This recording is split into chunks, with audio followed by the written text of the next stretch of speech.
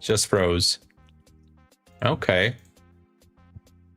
Okay, I think I'm gonna take a scalp down. Taking a scalp. All right, let us know if you guys are restarting. Okay, YouTube just froze. I'm gonna put a buy stop above that candle. 529. 529. All right. Yeah. A little scalp action here. It does feel like it wants to push it. Yeah. I think a lot of people in pre-market are wrong, but we shall see. Market makers Yeah, I'm just I need to check if just YouTube went down or Twitter. Let me check our Twitter. Oh, we're still stream. Live. Hey, okay, we're still live. Live on X. We're live on X. All right. All right. Okay, so far I'm not tagged in yet. We're back on YouTube. Welcome back, everyone. Let's go. Let's go. Yeah, market makers are kidnapping everyone this morning. This just happened, guys.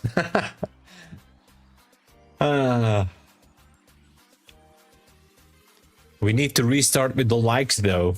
Yes, we do. Do we? Is this the same stream? Let me check. I know it's a different one on YouTube. So everybody on X, please make sure to hop over. Okay. Hop over to YouTube and smash those likes again. There we go. Okay, I am going to go smash that like. Where are you at? Like button. There we go. All right. Thank you, everyone. I know. Everyone's like, you guys got kidnapped. We got the market makers, as always. Yeah. So I did put in a buy stop at 529. If we reach that price, 529.75, it will trigger me into a long position. This is what I love about like buy stops and sell stops. Like I'm not triggered, so I'm not triggered into it, I should say. I'm not triggered into the position. She's not triggered, everyone. So we're just waiting. Good. We're just waiting. So the bears did fight back on this candle. Yeah. It seems like we might be dropping here a little bit. Yeah.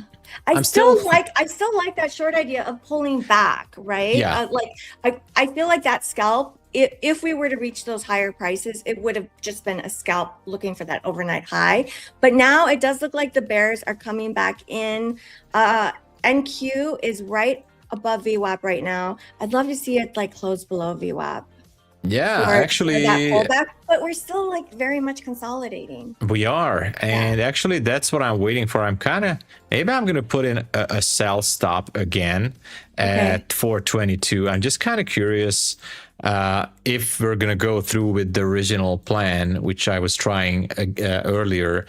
So once we trade lower than 424, I want to see us go down, way down into that demand zone lower. If it's not going to happen, it's fine too.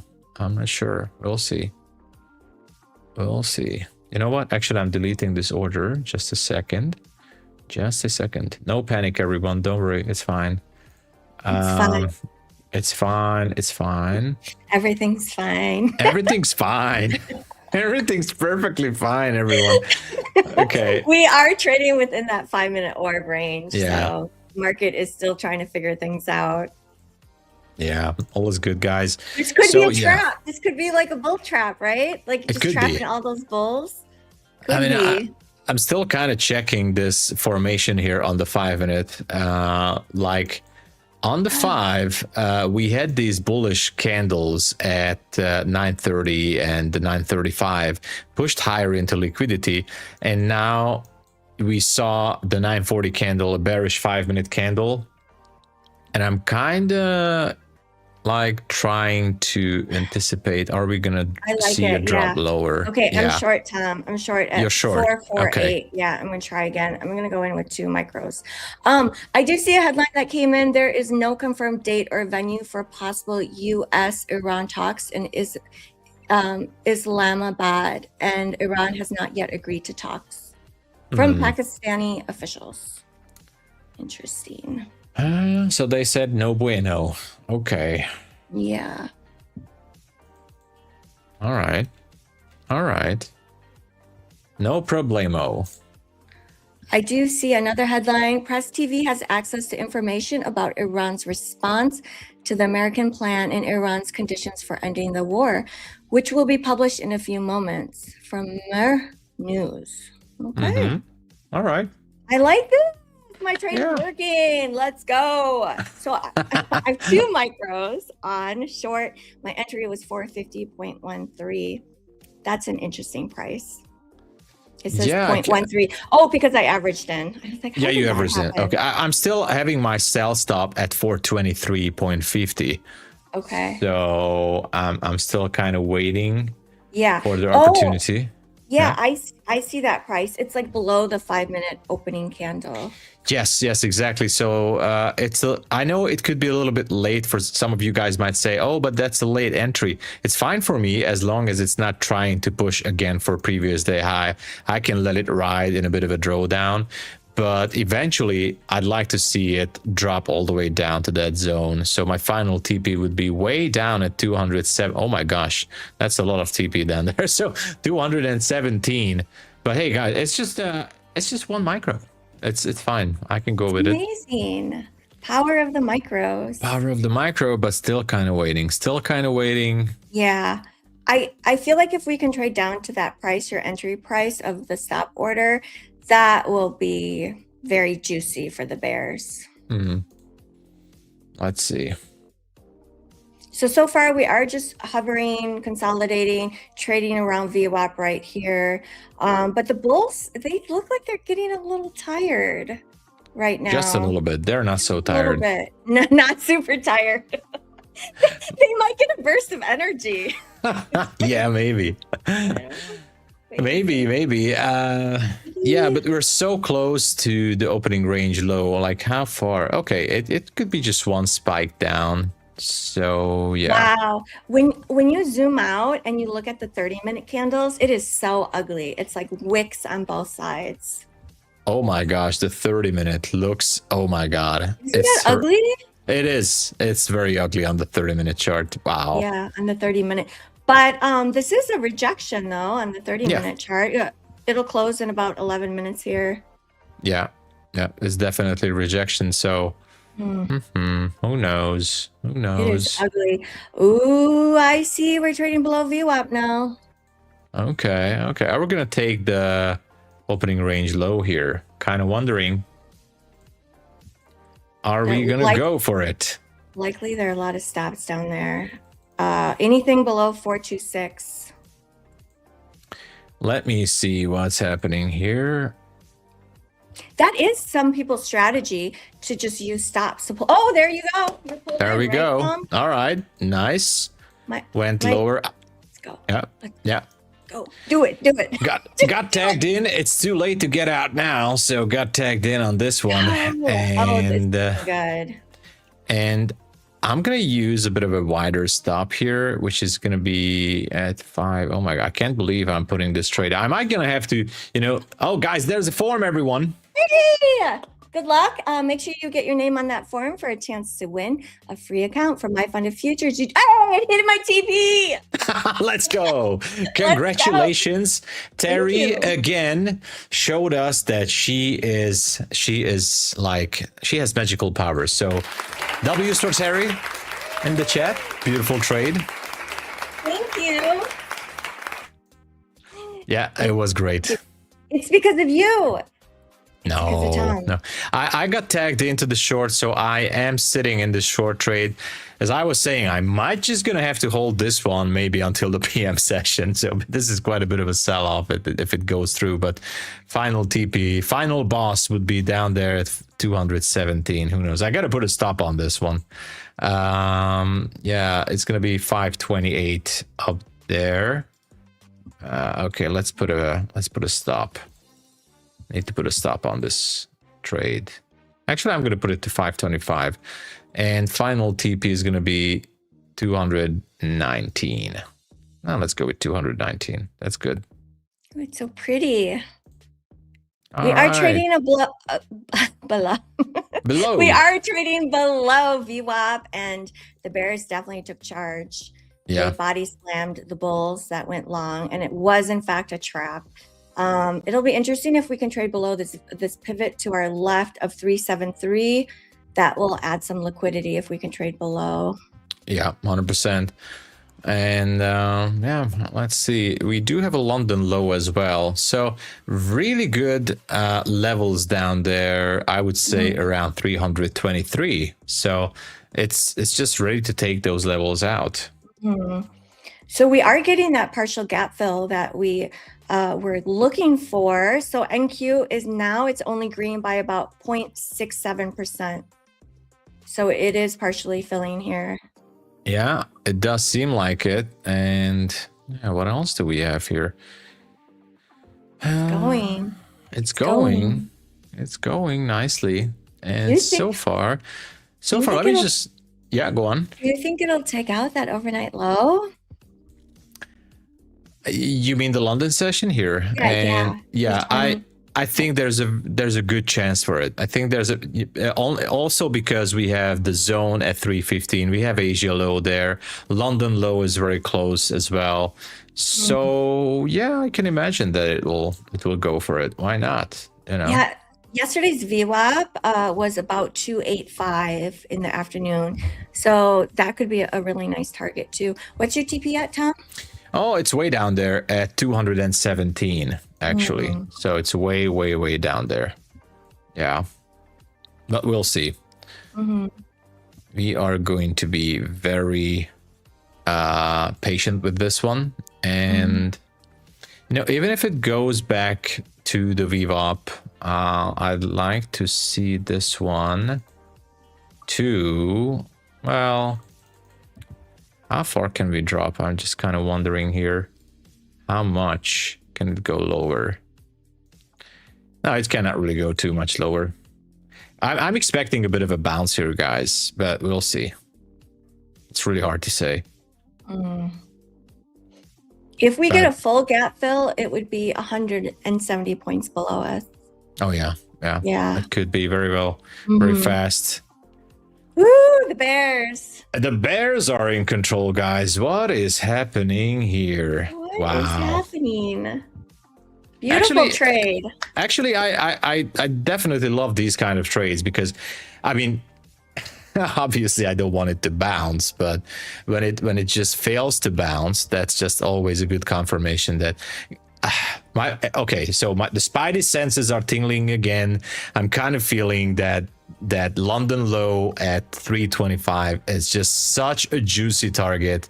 Like maybe it's not gonna be like flush or it's not gonna be like an elevator move, but 325 is just so much in the crosshairs here. So if anyone is holding a short position, including myself, maybe at that point around it's not financial advice, but maybe around 325 it would be a good idea, even for myself, to maybe move my stop or kind of reduce the risk on the trade, because 325 is the next good target, I think.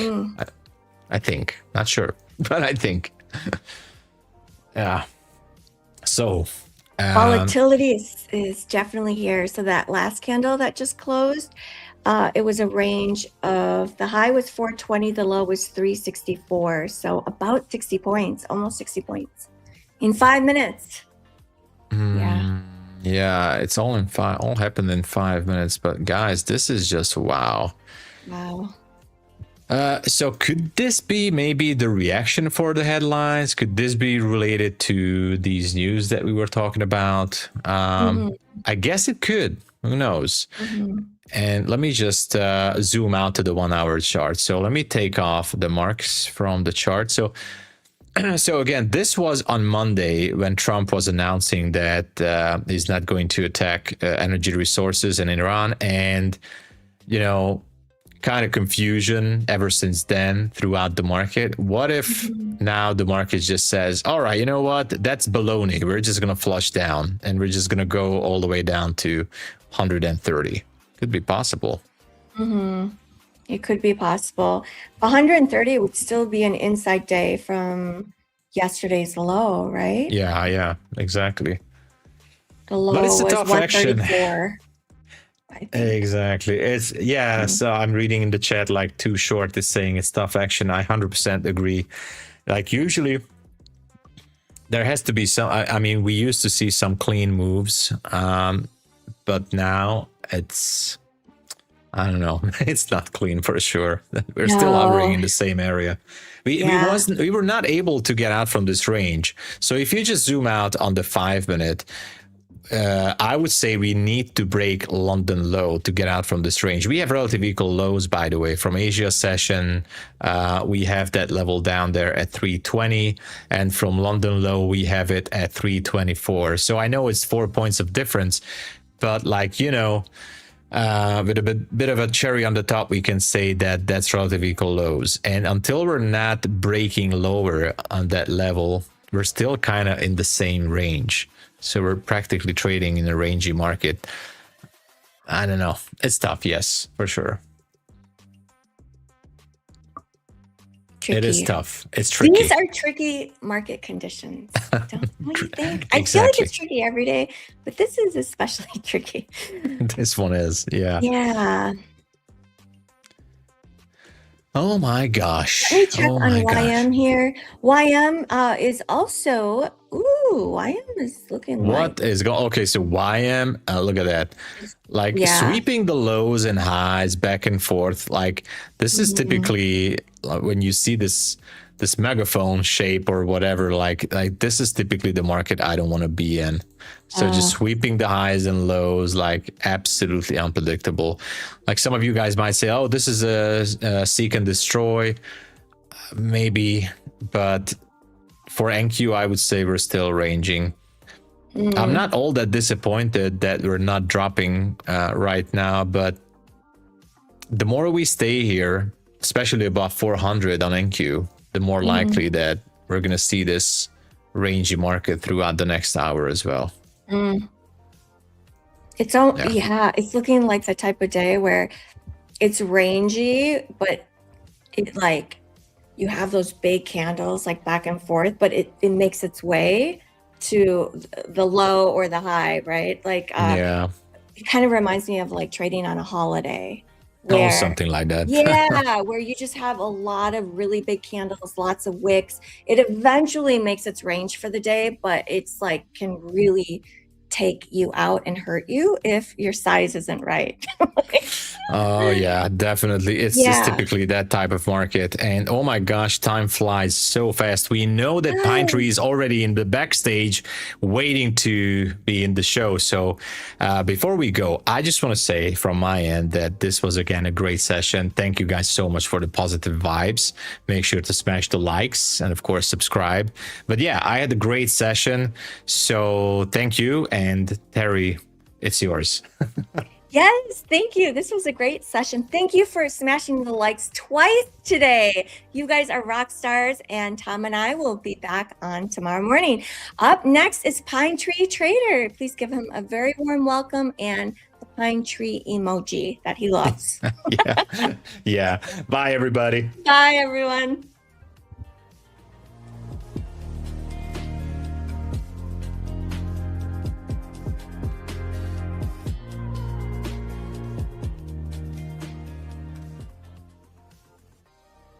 Yo, good morning, everyone. What's going on? 44 the Punisher D in the house. What is up?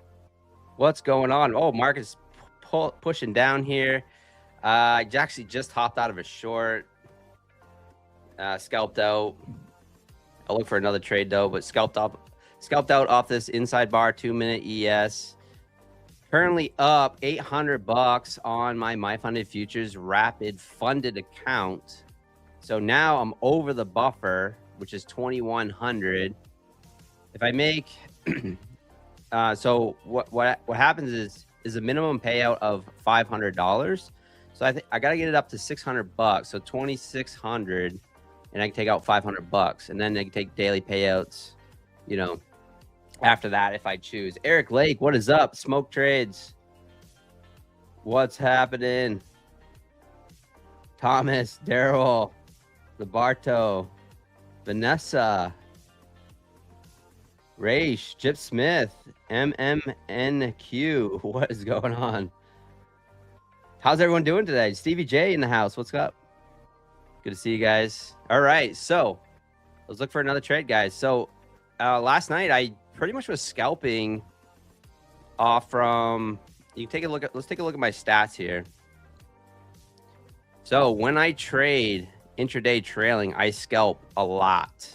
So that is kind of what I'm doing. So you can see right here this week up $2,117, trying to get over that buffer. I managed to do it right around 67%, 32% losing trades. Largest winning trade, $435. Largest losing trade, $300. So I do like that. That's nice. It's always good to have your largest winning trades bigger than the largest losers. If you're a trader like myself, if you're Forex Ike and you trade negative R&R, then he's probably looking at this going, that's no good. But the other thing I'm proud of actually is my largest winning trade was 32 minutes. My largest average winning trade is 4 minutes and 4 seconds. Average losing trade, 3 minutes and 36 seconds.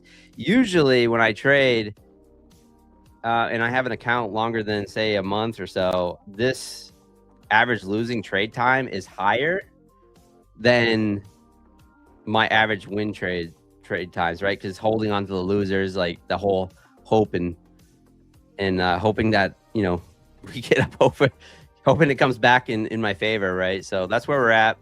Let's take a look at the charts here. Market pushing down so far this morning. Take a look at gold. Gold's a little bit not that exciting. Take a look at CL here. So I haven't really looked at the charts much. To be honest with you guys, I just kind of crawled out of bed here about 30 minutes ago. I was up kind of late last night for no apparent reason, but so I just kind of turned on the charts here. I turned on MyFundedFutures TV and I saw this inside bar short on ES and ended up taking it. So this is where we're at. I will look for another trade. Hopefully we can get this over the, I think 2,600, right? And then I can take out $500. So, and then, or maybe do I build up this buffer a little bit and then anything over the 2,600, I'll just take daily payouts. I don't really know, but I have been trading it fairly aggressive. I have been using mostly minis to get over the buffer, and I managed to do it in just 2 days. So that's where we're at. Obviously very aggressive. Don't really recommend doing that on funded accounts unless you're confident in your abilities. But the reason why I like to trade minis is because when I trade on momentum with intraday trailing, I can just scalp out. And if you guys watched my stream last night, I ended up scalping like $200, $300, and that's what I was going for. Take a look at the orders right here, or look at the performance stats real quick. I'll kind of show you here's the profits I end up taking. So you can see right here, $195, 105, 240, 265, 200, 55. You know, losing trades, 275, 260, 140, 105, 105, 105, 230, 435. That was my biggest trade. 155, 385. So you can see the theme there, right? Just looking for little scalps. And now that we're over the buffer, we can kind of breathe and relax a bit. Let me get out of this. There we go. So we can breathe and relax. All right, back to the charts. How's everyone else doing today? How you guys doing?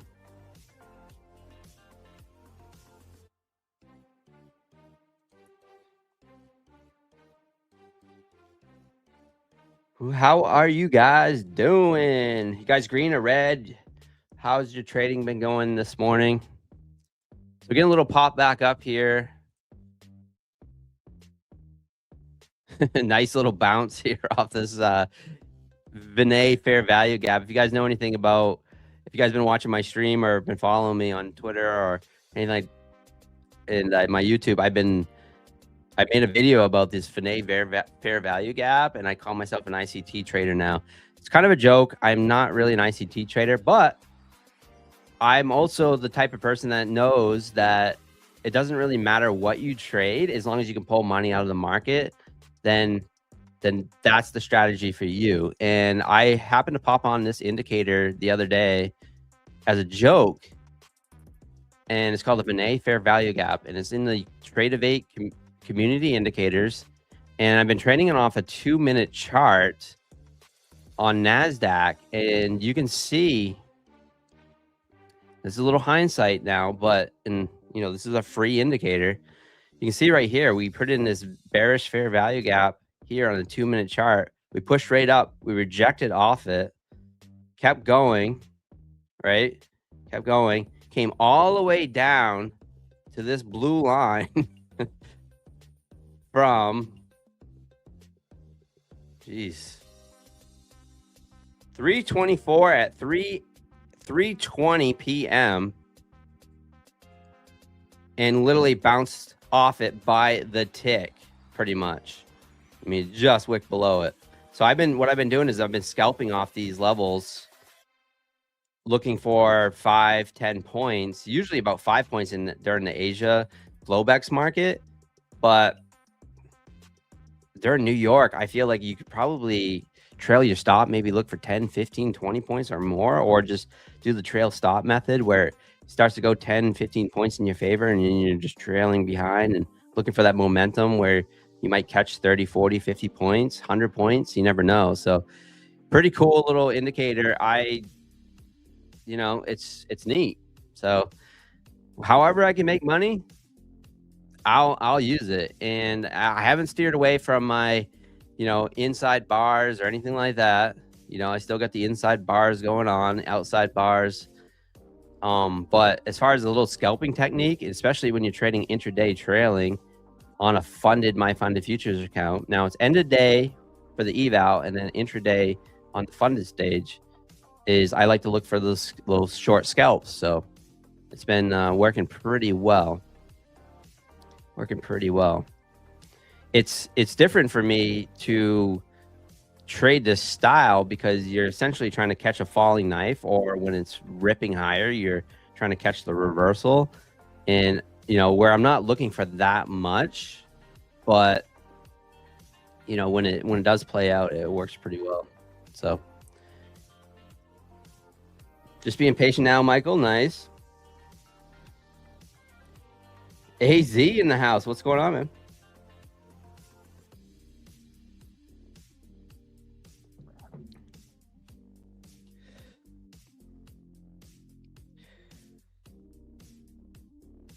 Pine, can you make 500 now for a $500 payout on the same day as this plan now? Insane only if you clear the buffer. Yeah, so if I make 500, I'm over the buffer and the minimum payout is $500. So if I make another 500, I could take another $500 payout, or I could take a $500 payout same day. Well, after the market closes, right? So, but yeah, today, like as soon as your dashboard updates, then you can take that payout. I do it again tomorrow, I could take another payout. Let's just say I get it up over, say this is at 2,600, and I say, well, I'm just gonna leave 2,600 and pretend that's the buffer.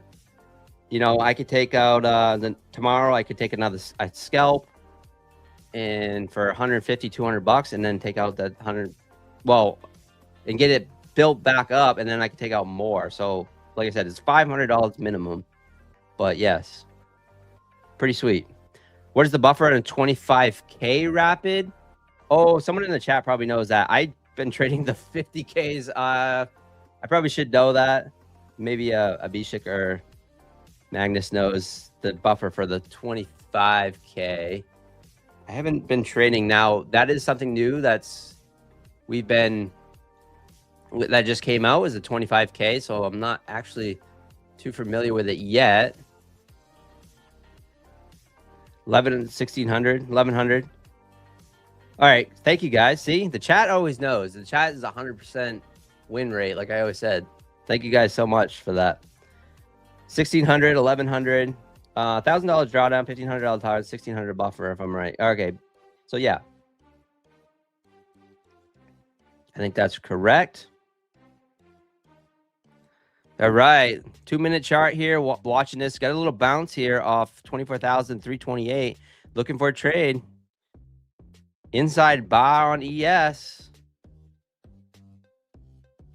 Inside bar on ES. I'm over the buffer now, so I am going to switch.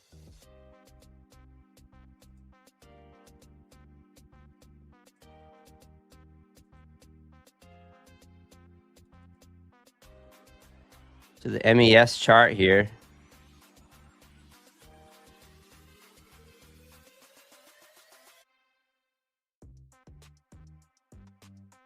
All right, I'm long MES. Stops at 5 micros. See what we can get out of it. There's a little pump. Can we get a little break up towards that VWAP? Come on, looking for a little more here. So I like to scalp off these inside bars.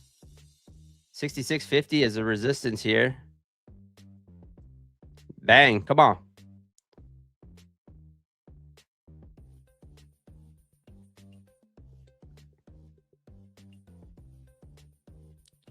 Trailing my stop now, break even. Stops at break even. There it is. Bang. Huh? Come on. Mic drop. See you guys. My job's done. That's why they pay me the big bucks, guys. That's why they pay me the big bucks. No, I'm totally joking, guys.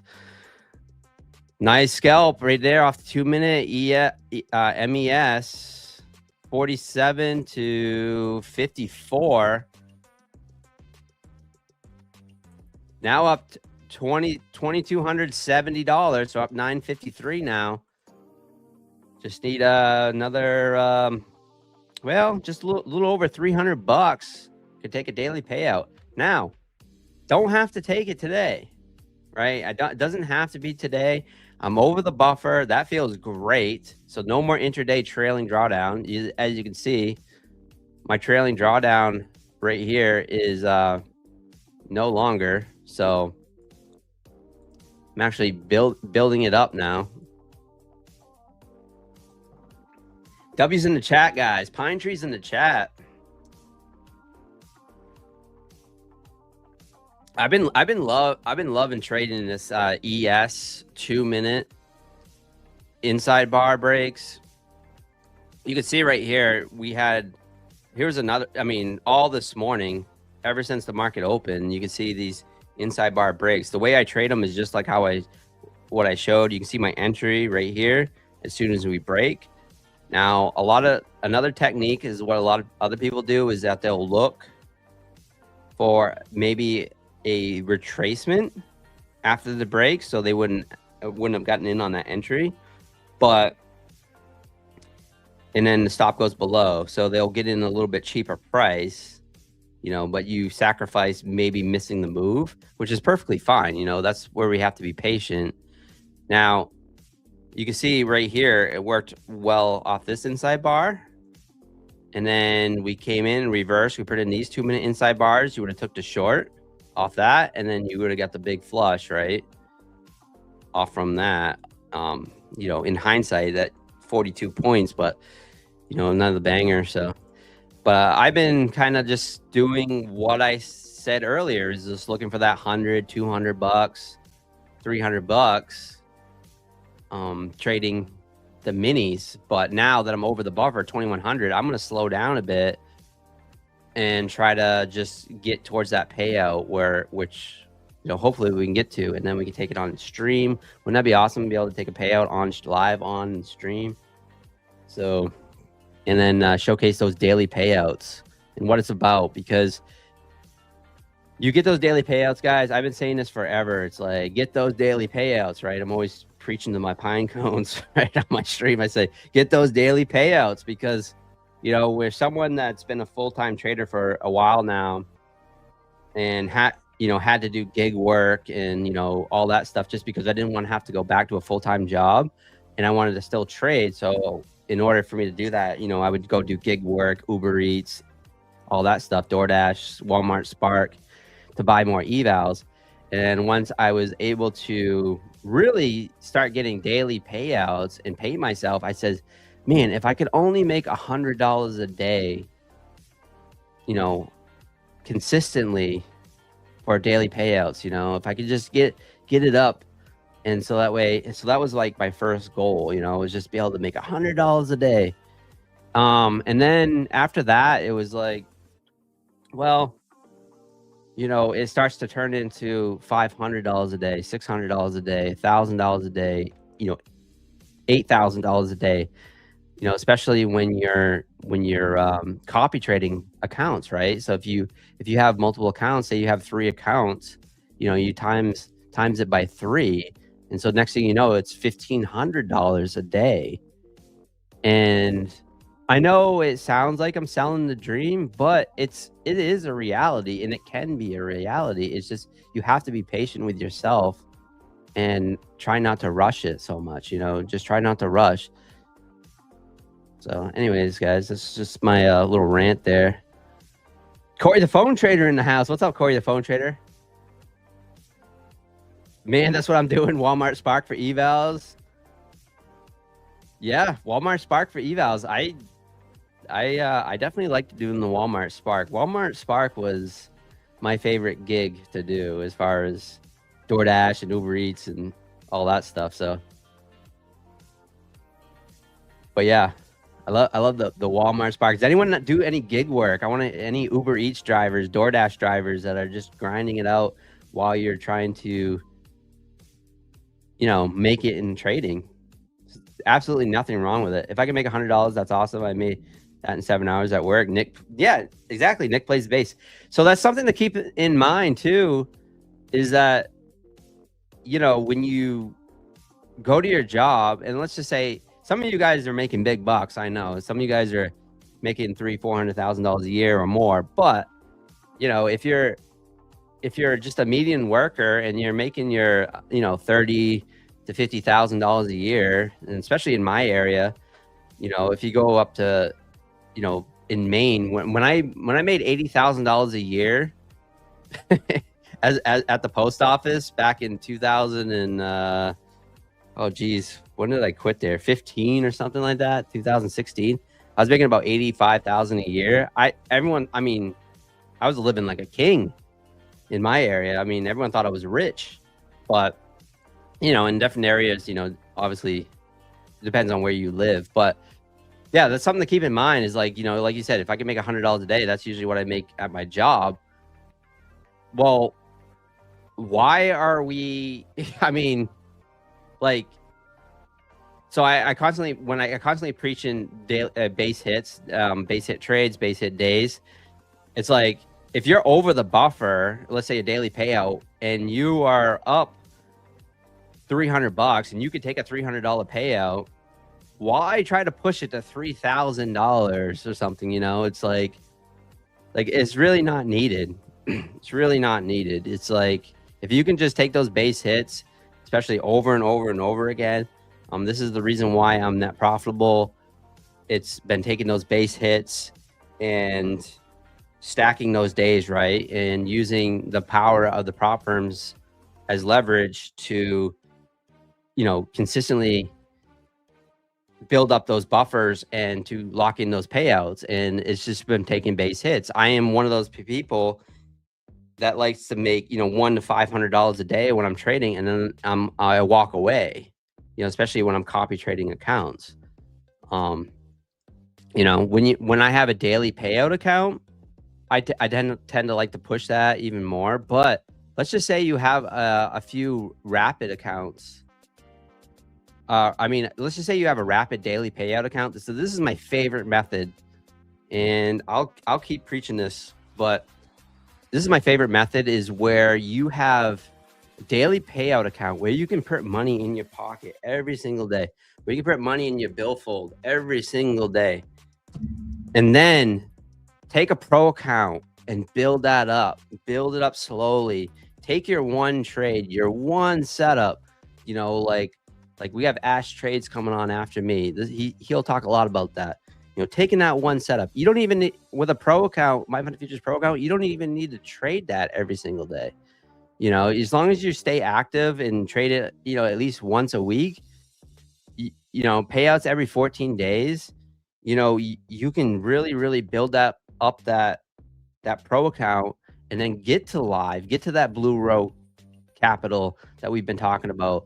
And, you know, so, and then, but also psychologically, you're feeling like, well, I'm making a little bit of money by taking a daily payout, right? So you're kind of paying yourself, you know, that's your daily pay, that's your daily paycheck. And then, you know, you're taking the pro account and you're building it up, like you're like a savings account in a way. Like, you know, this is the daily payouts to pay the bills.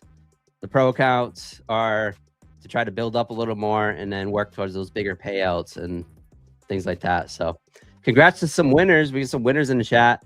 I've been going on a rant, my little pine tree trader rant. So anyways, guys, nice trade there off that inside bar. In hindsight, obviously we're keep going, but we see money. We're going to take the money. Anytime you can get almost 10 points in ES, to me, that's a good trade. So that's what we got going on right now. Let's take a look at NQ. NQ also pushing higher. We're heading up to that 24,500. If we look at the hourly chart, ooh, hourly chart is kind of ugly, where we're just kind of stuck in this range here. 24,039, 24,320. We're stuck right in the middle at the moment, but pushing up towards that high side. What do you guys think? You guys think we're going to end the day red or green? We're currently up 1%, 200. Nasdaq's up 270 points. We tried. We made the attempt to push down, and we failed. So we failed. If we take a look here at the good old initial balance, right now we are.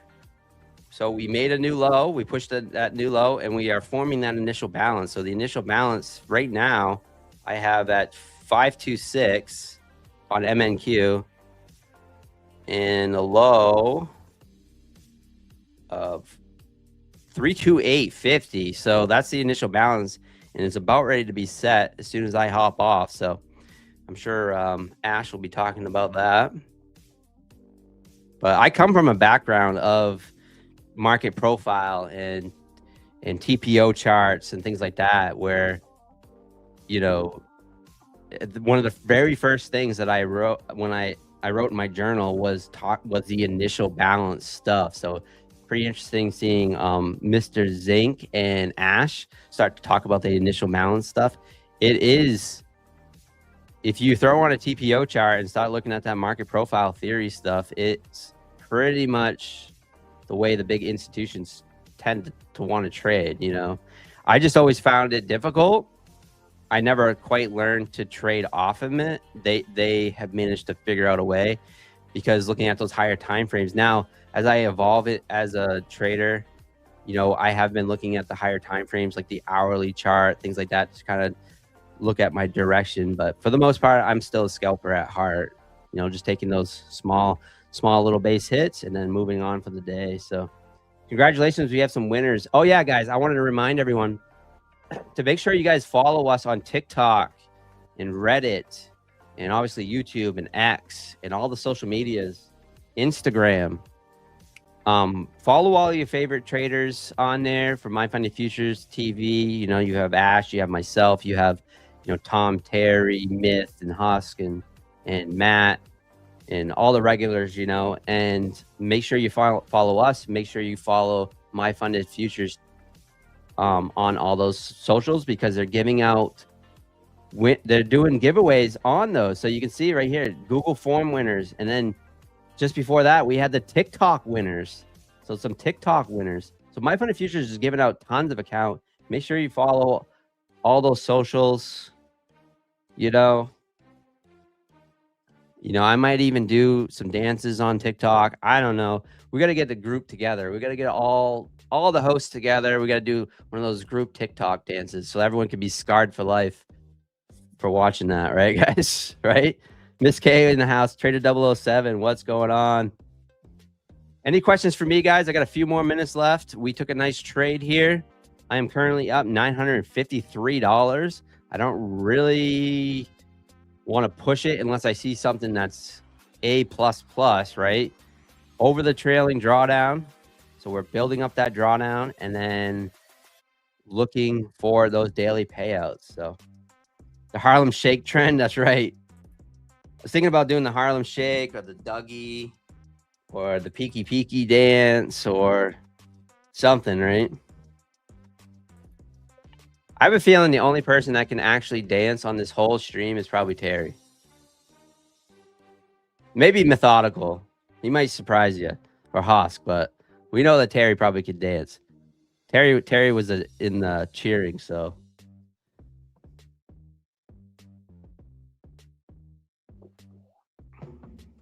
Pine, I don't trade a live accounts, only prop.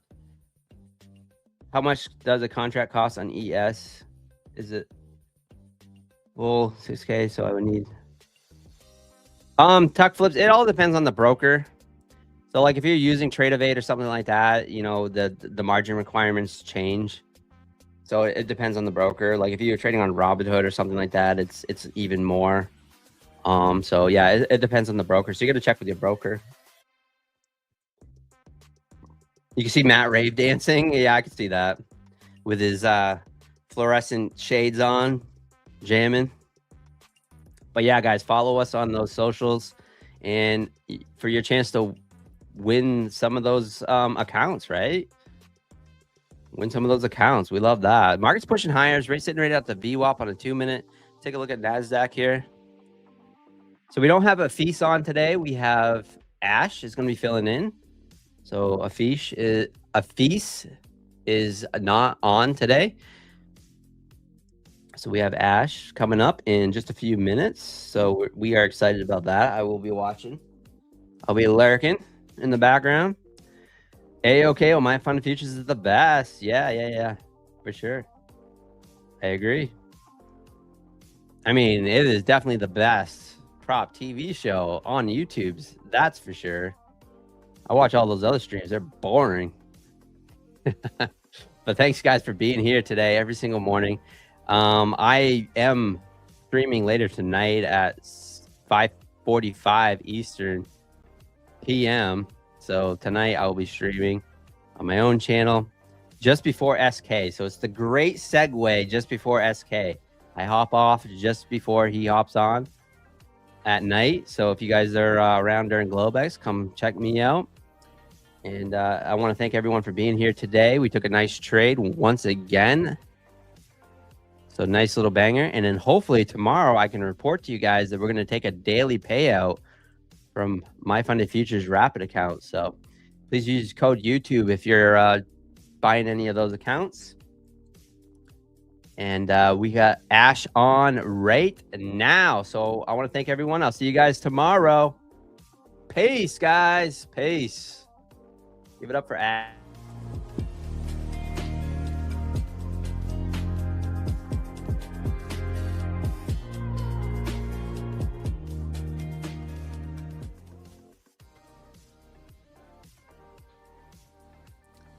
Good morning, everyone. Good morning, good morning, good morning. Or how's everybody doing today? How's everybody's day going so far?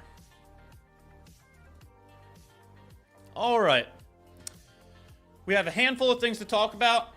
Just submitting an order here. Taking a look at some shorts here on MES. We'll see if MES tags us in. That's great. If they don't, we'll take a look at MNQ as well. Okay, MNQ looks a little bit stronger than ES. What I'm currently looking at is the initial balance. So it does look like MNQ is getting closer to invalidation of that initial balance. Okay, that's what I'm looking at there. MES is lagging a bit. We'll see if they tag me in here, which they might. So let's take a look. If they do tag me in, I'll have 4 contracts of MES at about 27 points. That's nearly, what is that, $540 of risk? Something like that. So we'll set the stop loss here. We'll set the take profit here. And let's see what happens here today, chat. Let's see what happens here today. All right, now over to chat. AFIZ was not able to make it today. Looks like he's getting some severe weather where he currently is at. So I don't know if his connections were working that great. So lucky enough, I was able to step in for him, make sure to get that segment covered. So AFIZ isn't going anywhere. He just had some bad weather today, and we'll be right back to the normal schedule. But with that being said, I'm very excited to get back on here with you guys. Very excited to get another day of work in, some more conviction in our business, and we also have a position to analyze here. So we'll be taking a look at the initial balance. You've been seeing the initial balance more and more on MyFundedTV. Thank you to Mr. Zink himself. And let's go over that real quick. So just to get this clutter off the screen, I'm going to go over to ES so that we can see it a little clearer here. The initial balance is the first 1 hour of New York Open. So the initial balance, the abbreviation for it, you'll see some people say IB, okay? The initial balance, or the abbreviation of IB, stands for first, it's the range of the first hour of the session. Okay, so since we're dealing with New York Open right now, that first hour would be 9:30 a.m. to 10:30 a.m. Eastern Standard Time. That is the range that would create the initial balance.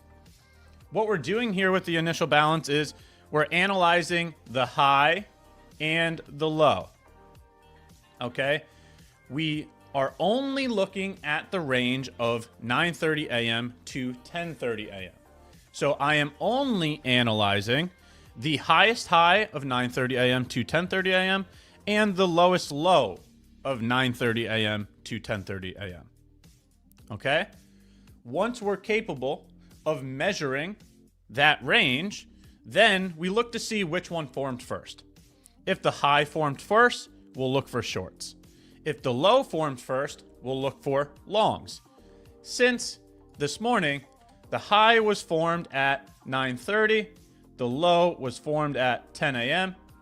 That means the high was formed first, so we're taking a short like this. We have shorted from 50% of the range. Stop loss is at range high. TP is at range low. All right, so very quick analysis. That way everybody can understand the position that we'll be watching. Okay, this is an example of the initial balance, and we have obtained a short on MES. All right, so accept the risk before the risk has been taken. All right, very simply put, I will either be right, excuse me, chat. I will either be wrong or I will be right. Okay? I've accepted the fact that I'm willing to risk about, it's a little more than $500 here. Okay? So now that I've accepted the fact that I'm willing to risk that amount of money, I know where validation is and invalidation. So everything in between that doesn't matter, is what I'm trying to say. Accept the risk before the risk has been taken and patiently wait for a result. Detach your emotions from the outcome. Be process driven. The process that we're looking at is the initial balance. The initial balance said to short, so we shorted. The initial balance is invalidated at the initial balance high. The initial balance is validated at the initial balance low. Everything in between that, it should not cause some kind of emotion that is going to deter you from completing your process. So, with that being said, the only reasons why you would be deterred by your process is because you're too large of size, right? So the amount that is fluctuating right here, if you are too large of size, this is going to be too large of a number that induces some kind of emotion that scares you out of the position. Okay, so get to the correct position size so that you can handle a true invalidation, right? The stop loss is supposed to be at a certain location. If you're too large of a position size that you can't even put the stop loss there, then you're not executing your model. You're executing too large of size is what you're executing. So you might not even ever see true invalidation before you get kicked out of the position. Do you see what I'm saying here? Be process driven. Okay? Don't be driven by the number that fluctuate. Detach your emotions from the outcome and focus on executing the process. The way that you do that is being at the correct position size. Right? Like if this stop loss was a minus $10,000 loss and that's too large for you, then just go lower position size. If your account cannot withstand this amount of points from, what is this, 27 points? Right? The entry was here and the stop loss would be here. Right? So let's do some quick math here. What is that? 27 points. For example, 27 points on one contract of ES would be $1,350. Okay, so if you're on a 50K account size, you get 2K worth of drawdown, right? So if you were to be 2 contracts of ES here, right? If you're at 2 contracts of ES here, that would be $2,700 of risk. That means you would blow the account before you ever even hit invalidation. And that's what I'm trying to say, is go smaller position size.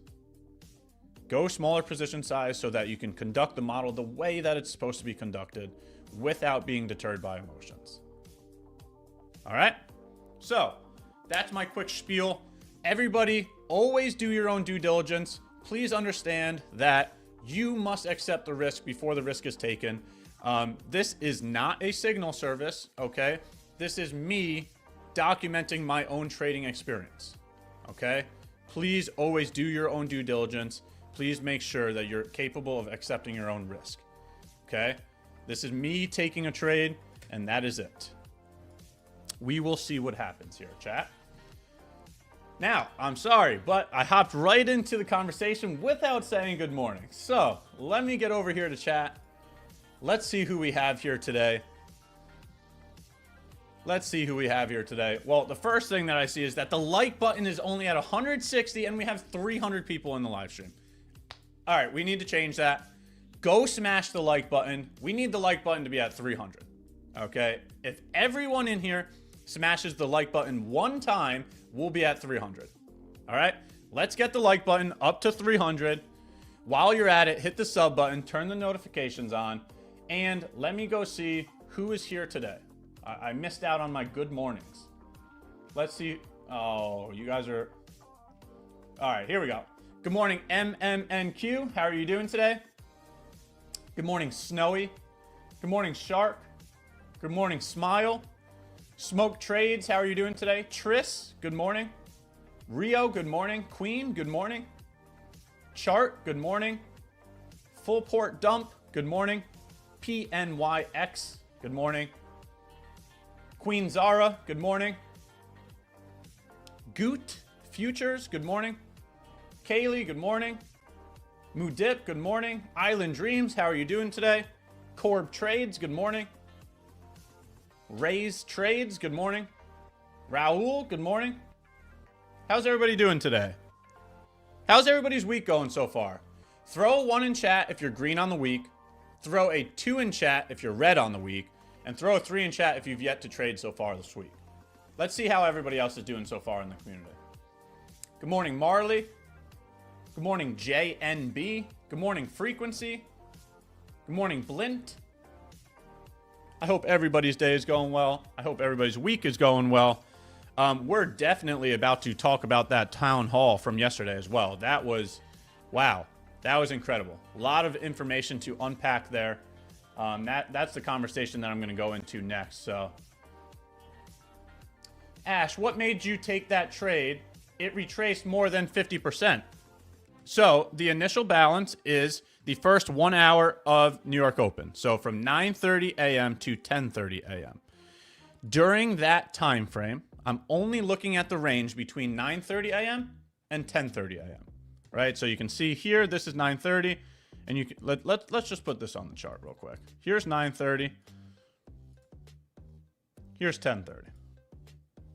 Okay? So within this time range right here, from 9:30 to 10:30, right? This time range right here, from 9:30 to 10:30, I'm looking for the highest high and the lowest low, and that is what I'm measuring. So you can see here, at 9:30 we created a high, at 10 a.m. we created a low. So this is your initial balance. This range is your initial balance. It is the highest high and the lowest low of the first 1 hour of New York Open. If the high is created first, we look for shorts. If the low is created first, we look for longs. So you can see here that the high was created at 9:30 a.m. The low was created at 10 a.m. So it's very clear. The high was created first. Since the high was created first, we look for longs. Excuse me. Since the high was created first, we look for shorts from 50% of the range. Stop loss goes at range high. TP goes at range low. That is the initial balance. Okay, so that's the reasoning for the current trade that's on the chart. All right. Very simple. Nothing much to it. High was created first. Low was created second during the initial balance. Therefore, we shorted from 50%. That's it.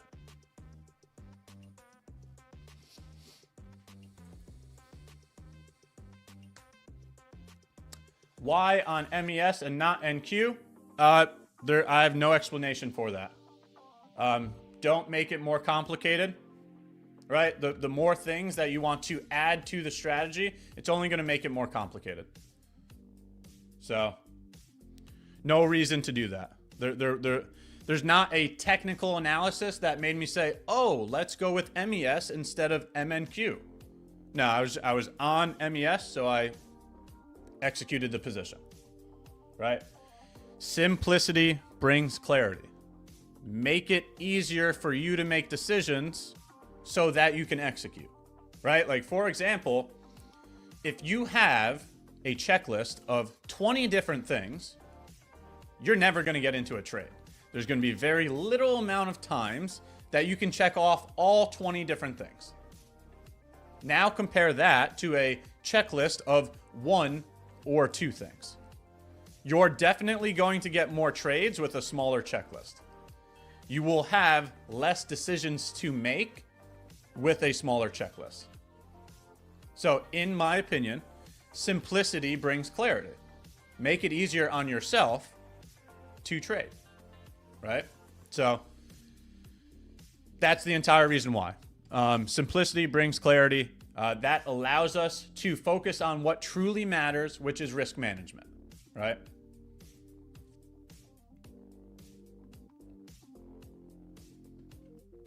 So we'll see what happens. We will see what happens, chat. Risk has been accepted before the risk was taken, and now we just wait for a result. Completely okay with whatever result we get here, because, like I said, I've accepted the risk before the risk was even taken.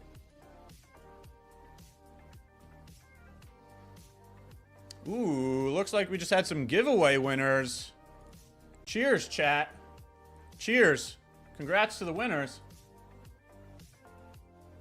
Congrats to the winners. Let's go. Let's go. Like button's almost to 200 too. Come on, smash the like button. Get that to 200 there. Very close now. All right, chat. While we're waiting and watching the position, I also want to talk about yesterday's town hall. Man, quite a lot of stuff coming to the community. First of all, before I get into that information, what did you guys think about the viewing party? Did you like the different kind of perspective? Type a 1 in chat if you think we should do more viewing parties for any additional town halls. Type a 2 in chat if you thought it was a bad idea. So before we get into the updates, type a 1 in chat if you liked the town hall. Type a 1 in chat if you liked the viewing party. Type a 2 in chat if you thought the viewing party was a bad idea. Oh, wow. Lots of 1s. Okay. I really enjoyed the viewing party. I liked being able to comment, provide another perspective, go over some of the information that he was presenting. I liked being here with the entire community, so I would love to do it again. So, and lots of 1s, so very nice. We could definitely do that again. A viewing party is definitely another option for any more town halls. Very nice. Thank you for the response. Thank you, chat. Thank you. All right, but chat, let's talk about the real gold now. Let's talk about the important information. Who was here for the town hall? So much fire was dropped. I mean, Matt Leach literally started the town hall off with offering jobs to the community. Are you kidding me? The amount of times that I've talked about multiple sources of income, and now the CEO of MyFundedFutures is offering jobs. I mean, wow. Chat, who is going to step up to the plate? For real. He's put listings on his Twitter page. He's put listings on the MyFundedFutures website. He's put listings on the Discord. Who's going to take advantage of that? Who's going to take the opportunity to get a job within the space? Seriously, join the community. Start working with us. Start working with us. Incredible stuff. Cannot believe that he's over there offering jobs. Like, wow, what an opportunity. What an opportunity. Incredible stuff. Love to see it. It just goes to show like how well the industry is doing. It goes to show how well the community is doing. The fact that we're looking to hire people. Like it just goes to show we're growing, that the industry is doing really great, and that there's more things to come. There's more things to come. So that was the first piece of news. The second piece of news was the new 25K Rapid account. We now have the 25K option for the Rapid account. Absolutely astonishing. Absolutely astonishing. Just going to go over the details for that real quick. Okay. 25K Rapid account. Looks like $87 after using code YouTube. So go ahead, support the community. Code YouTube helps the entire YouTube team here produce a beautiful live stream for you guys, provide more giveaways, provide more hosts, talk about more education, the whole 9. It supports the entire team. So use code YouTube for that new Rapid account. 25K option, daily payouts, absolutely love to see it. Profit target, 1,500. Okay, so to pass the evaluation, you have to make a profit of 1,500 to pass the evaluation. You have to do that without losing a max drawdown of 1,000. Okay, so the max drawdown is 1,000. The profit target is 1,500. This is for the 25K Rapid account. Max contract size, 3 contracts. No daily loss limit, no activation fee. Best part about it. Best part about it, no activation fee. I absolutely love that. There shouldn't be an activation fee. In all honesty, other people that have activation fees, I just don't understand that at all. So I love to see that there's no activation fee. Absolutely amazing. Has anybody tried that 25K wrapped account already? I know Mr. Zink loves those 25Ks, but what about you guys, chat? Who's tried one of those 25K wrapped accounts? And let me know if you've already passed. Right? Because it would take, is there a consistency? Let me hop back over here real quick. Where is it? I don't see. Chat, did I miss that part? Chat, did I miss that part? Is there a consistency rule in the eval for the 25K rapid? Can somebody fact check me, please?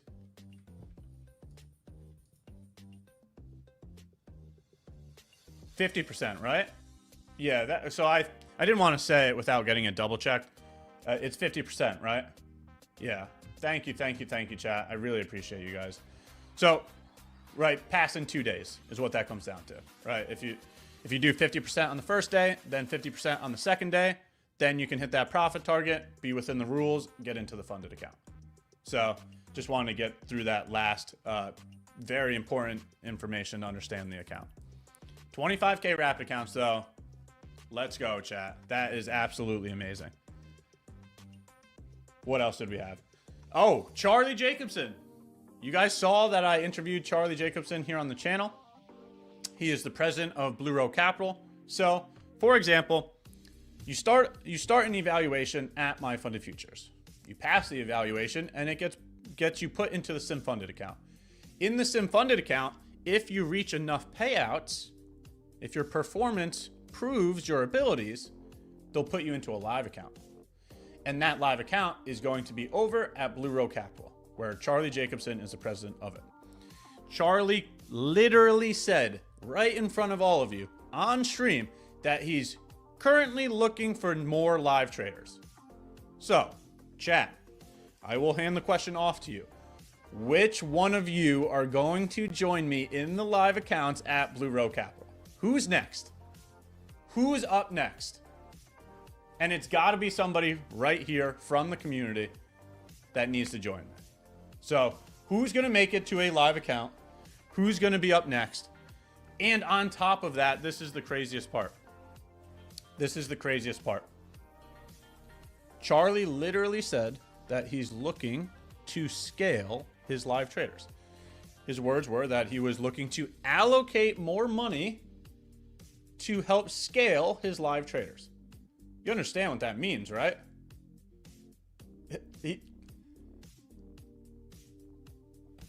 He's going to put more capital in your account contingent upon your performance in the account.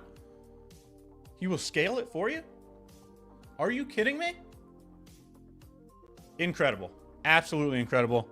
You know, if my memory serves me correctly, during our interview here on MyFundedTV, he said he was a 20-year market maker.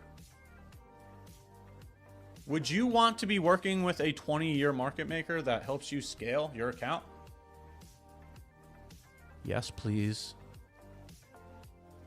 Yes, please. So that's my goal. You know, I've been in this live account since May of last year. Okay. And it's been a wonderful time.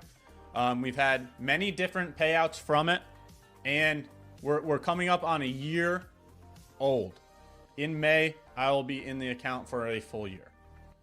So, who's up next? Who's up next, chat? Who is up next? Absolutely incredible stuff there. Next. The 50K flex. They're moving the 50K flex to only 3 accounts copy trading. So it looks like we cannot have 5 50K flexes. You can only have 3 50K flexes. But again, please correct me if I heard it incorrectly, but Matt Leach specifically stated that's only for the flex account. So you can still have 5 25K rapid accounts. You just can't have 5 50K flexes. Okay? All right. So small change there. Next, approved by the NFA. That is absolutely massive in my opinion, chat. In my opinion, that sounds like long-term stability. That sounds like someone that wants to be here for the long term, right? Somebody that doesn't want to be here for the long term is probably going to dodge the regulatory bodies because they don't want to be regulated. That seems a bit sketchy, don't you think? Right? Compared to what we're doing over here at MyFundedFutures. They got approved by the NFA. That is massive.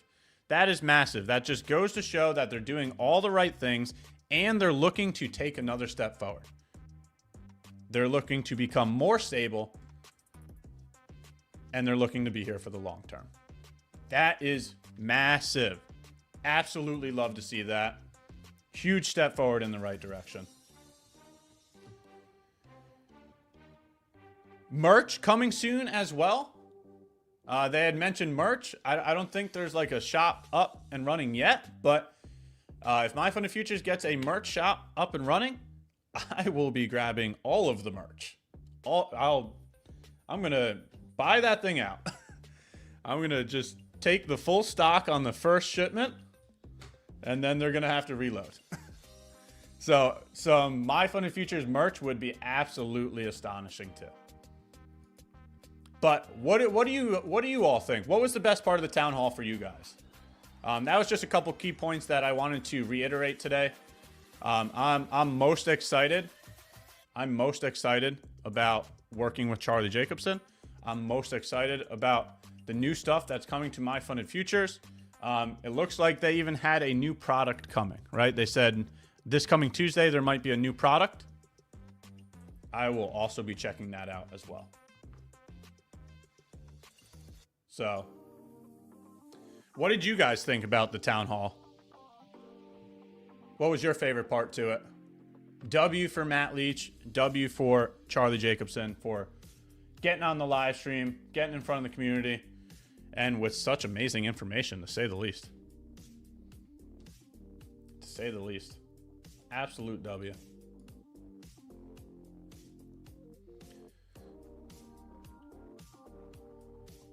So, looks like not much has happened here. Just been sitting in a little bit of drawdown for the short. Okay. Both of them are just kind of slowly grinding away. There hasn't been a real move here. So hopping back over to the chart. You know, the game plan's set. It's just a matter of waiting for the game plan to play out. Doesn't matter if it's a loss. Doesn't matter if it's a win. I'd rather focus on executing the game plan. So being objective to the model is there's nothing to do here, right? Like we've created the game plan, we've accepted the risk, and we've executed. Since we've accepted the risk, now it's just a moment in time to wait and be patient. Wait and be patient until we get a result, and we haven't gotten one yet. So that's what's leading me to say right now is not a time to overanalyze, become anxious, become stressful. Just sit back and wait. Patience is truly a virtue. Stick to the game plan, right? So we just need to wait. There's nothing to overanalyze here. There's nothing to psych yourself out. This is where I'm wrong. This is where I'm right. That's all we need to know here. And we just need to wait until one of those things happens.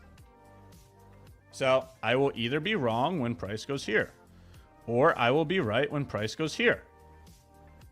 That's it. Everything else in between that, right? All this means nothing.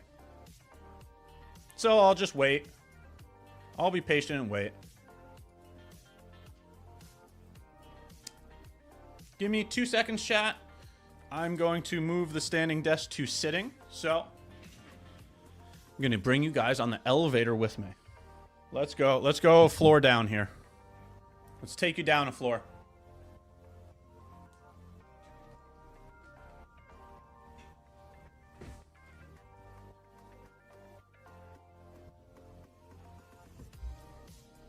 Hold on. A little bit lower. One more floor lower.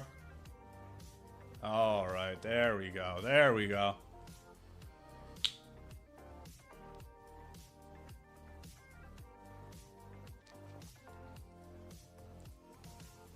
All right. Now, let's hop over to chat. Let's do a Q&A. It does not matter what the question is about. Obviously, let's keep it trading related. But whether it's about psychology, risk management, strategy, whatever you want to talk about, let's do a Q&A now. Let me get over to chat. Let me go back and forth with you all. Feel free to throw any type of question, any type of information in the chat, and we can go over it as we're watching the short position. Let's take a look. Standing is healthier than sitting. 100%. That's why we got the standing desk. If you guys didn't know, the actual Holy Grail to trading is a sit-stand desk. There's no model in the world that will give you better results than a sit-stand desk. Just a little sarcasm, chat. Standing is definitely better, though. That part is a fact. Ash, what part did you learn from Blue Row Capital so far? The part that I've learned about Blue Row Capital so far is setting strict limits. That is something that has kept me in the game the longest, is the ability to never have a blow-up day. Right? So, for example, you can put risk measures on your account to make sure that you can't go past a certain risk point. Right? So if you were to set a limit of, $600 of risk per day and you hit that limit, then it won't allow you to take another trade. Right? So you specifically cannot blow up. Right? And in my opinion, that's one of the things that has kept me in the account the longest, is never having the ability to blow up. Because there's risk limits put on the account. It's not a decision to make. It's not a feeling to have. It's not a results-based decision. It will not let me take another trade when I've hit the limit. Right? So that's probably the best stop loss you can have.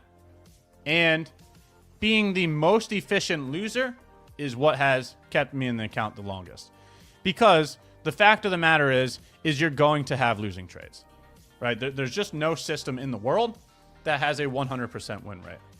And the issue with that is normally when people have losing trades, that's when they tilt, right? It's usually a combination of a loss plus emotions or feelings combined together that send you down a tunnel of tilt, right? So if you can figure out the way to never tilt and never have a blow-up day, you will have a better chance of surviving longer. So that is one of my most favorite things, a very good learning opportunity to understand that, losing is inevitable, but it comes down to how professional you lose, right? If you're a sore loser and you tilt, you won't be here for long. If you can be professional about it, learn from it, document it, respect your limits, come back the next day and still work just as hard as you did the day before, those people are going to be around for the long term. So there's a huge difference there. Very good question. Very good question. Very good question. Ooh, it just jumped me to the front of chat. Give me a second. I'm trying to scroll back through here.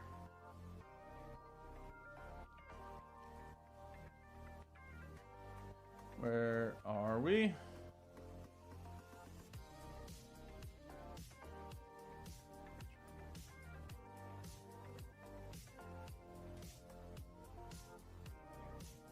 Are you doing unicorn model anymore? Yes, we are.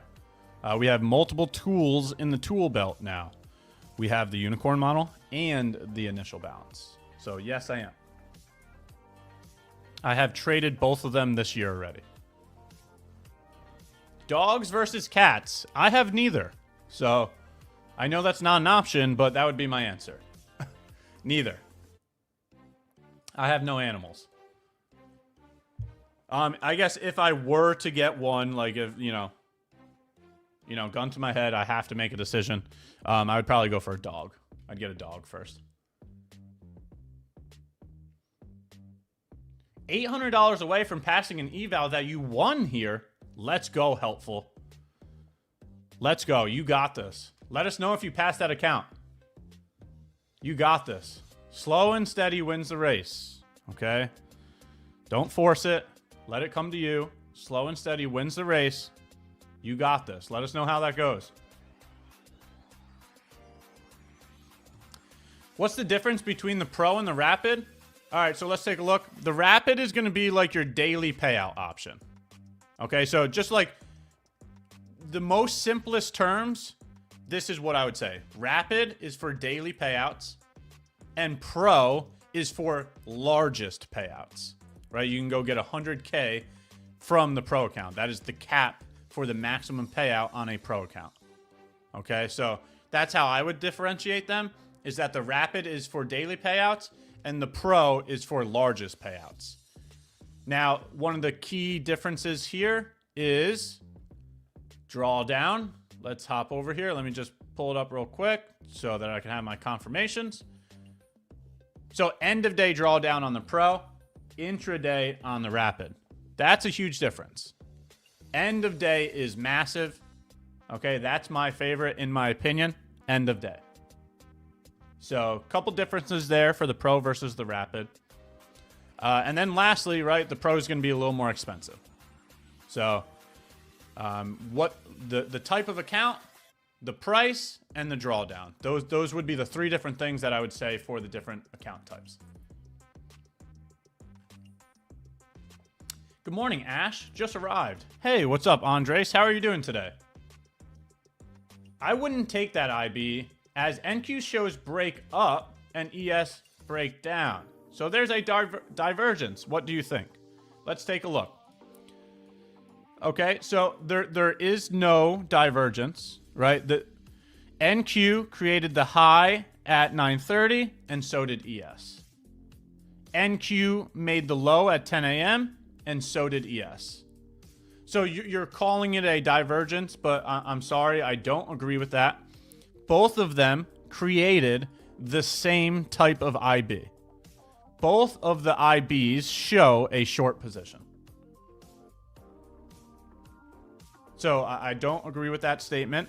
Both of them showed a short position. Yeah, I understand that NQ went deeper into drawdown, but that does not change the fact that both of them show a short position. Yeah, sure. NQ went almost to invalidation, right? It almost stopped out the shorts here. But no matter what, both IBs show a short position. Okay, so I'm not trying to purposely contradict you, but there is no divergence. Therefore, this trade is valid. Hey, Ash, first time watching your stream. What's your conditions to use the initial balance strategy? So, conditions would be first 1 hour of New York Open, right? So, from 9:30 to 10:30, that is what creates the initial balance. So, time, right? You got to make sure you wait for time. Wait for the initial balance to be created. And then, after that, I want to see the assets do the same exact thing. And that's the conversation that I just had. Meaning, ES shows a short position, while NQ also shows a short position. If that happens, I will take the position. The thing that makes me say I will not take a position is when they're doing something different. Right? So if ES shows a short position, while NQ shows a long position, that's a divergence. That is the two markets saying, hey, we're a little indecisive here.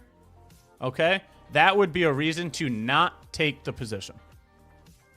Okay, so those are the conditions for the initial balance. Ash, IB could be used for Forex. Yeah, you could use it in other markets. You can use it in other sessions. So if you want to use it for Globex, if you want to use it for Asia, if you want to use it for London, if you want to use it for NQ or if you want to use it for EU, right? You can use it in different sessions. You can use it in different assets. Yes, absolutely. Sure, I anticipated the break. My bad. You're saying the break. What do you mean by the break, right? The idea is that we're taking it from 50% and the target is the break of the initial balance. So the break that you're saying, if you're referring to it breaking down here, that's the target. That's not the entry signal. This is the target down here. We don't look for a break first. That's not what we're doing.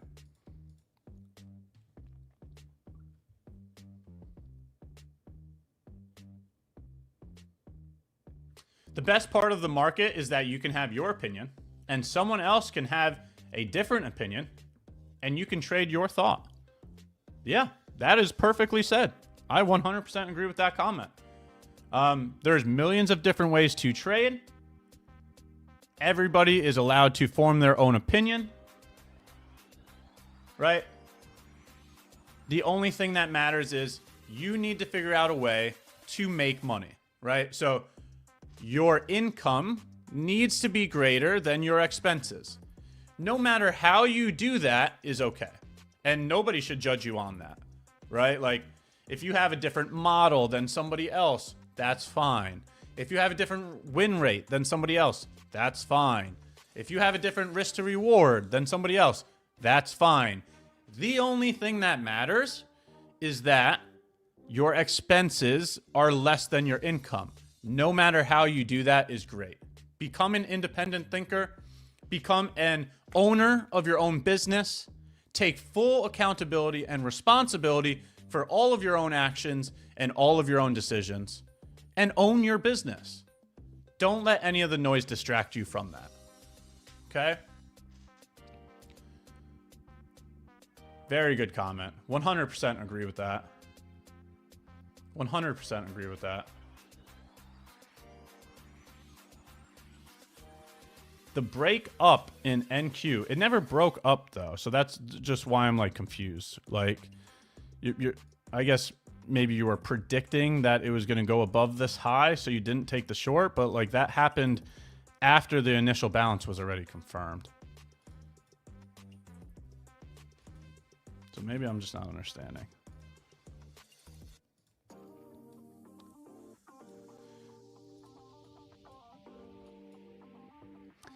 All right, chat. $330 on the day. I'm taking this, chat. I'm taking this, chat. $330 on the day. You watched it here live. Who else caught the W? I don't care if this thing goes to TP anymore. $300. I'm taking it. We're done. Who caught the W with me? Who caught the W with me on the shorts on MES? I don't care if it goes to target anymore. $300. Let's see. Let me ask you a question, chat. Let me ask you a question, chat. You saw me enter that position at 10:30, right? 10:30 comes. We go into drawdown. We sat in drawdown for, what was that, 20 minutes? I mean, we were in drawdown for almost all of that position. We sat in drawdown for about 20 minutes, and then we're given a beautiful profit. So here's my question. Here's my question. $330 in 45 minutes this morning, or would you like to go work a 9 to 5 for $300? Type it in the chat. Let me know what you think. An 8-hour work shift for $300, or a 45-minute work shift for $300. Which one would you choose? Which one would you rather? What's your preference there? It's a trick question. It's actually a trick question. If anybody knows me, they should actually know this answer. And nobody said it yet, so chat. Now I'm questioning the conversations we had earlier. There we go. Somebody finally said it. Who's that? Farmer Taylor? Thank you, Taylor. Trick question. You need both of them. I told you in the beginning of the segment, you need your main source of income, so keep that. And then work on your business. Multiple sources of income. Okay? Trick question. You need both of them. But if we had a preference, we want... Oh, there's full target there. Chat, if you took the short, you 100% need to be done now. Chat, close the shorts. If you took the shorts, you need to 100% be done now. Full target hit. W chat. W initial balance. W initial balance. Take that to the bank. Give me a little goat here. There's got to be a goat in here, right? Where's the little goat? Show me a baby goat. Unicorn? What is this? That's not a goat, right? Is this a goat or a unicorn? Goat or unicorn? All I know is IB is goated. That's where I'm going with this. IB is goated. You just watched it here in real time.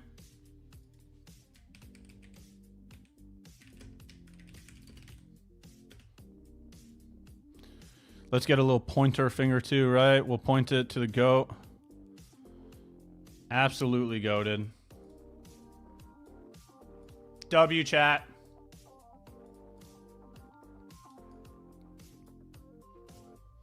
Who caught the W with me this morning? Let's go. Let's go.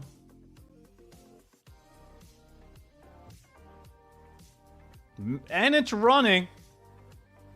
And it's running. Look at this. Send it to the gulag. Give all the shorts all the money in the world. Come on. Send it lower. Give the initial balance even more.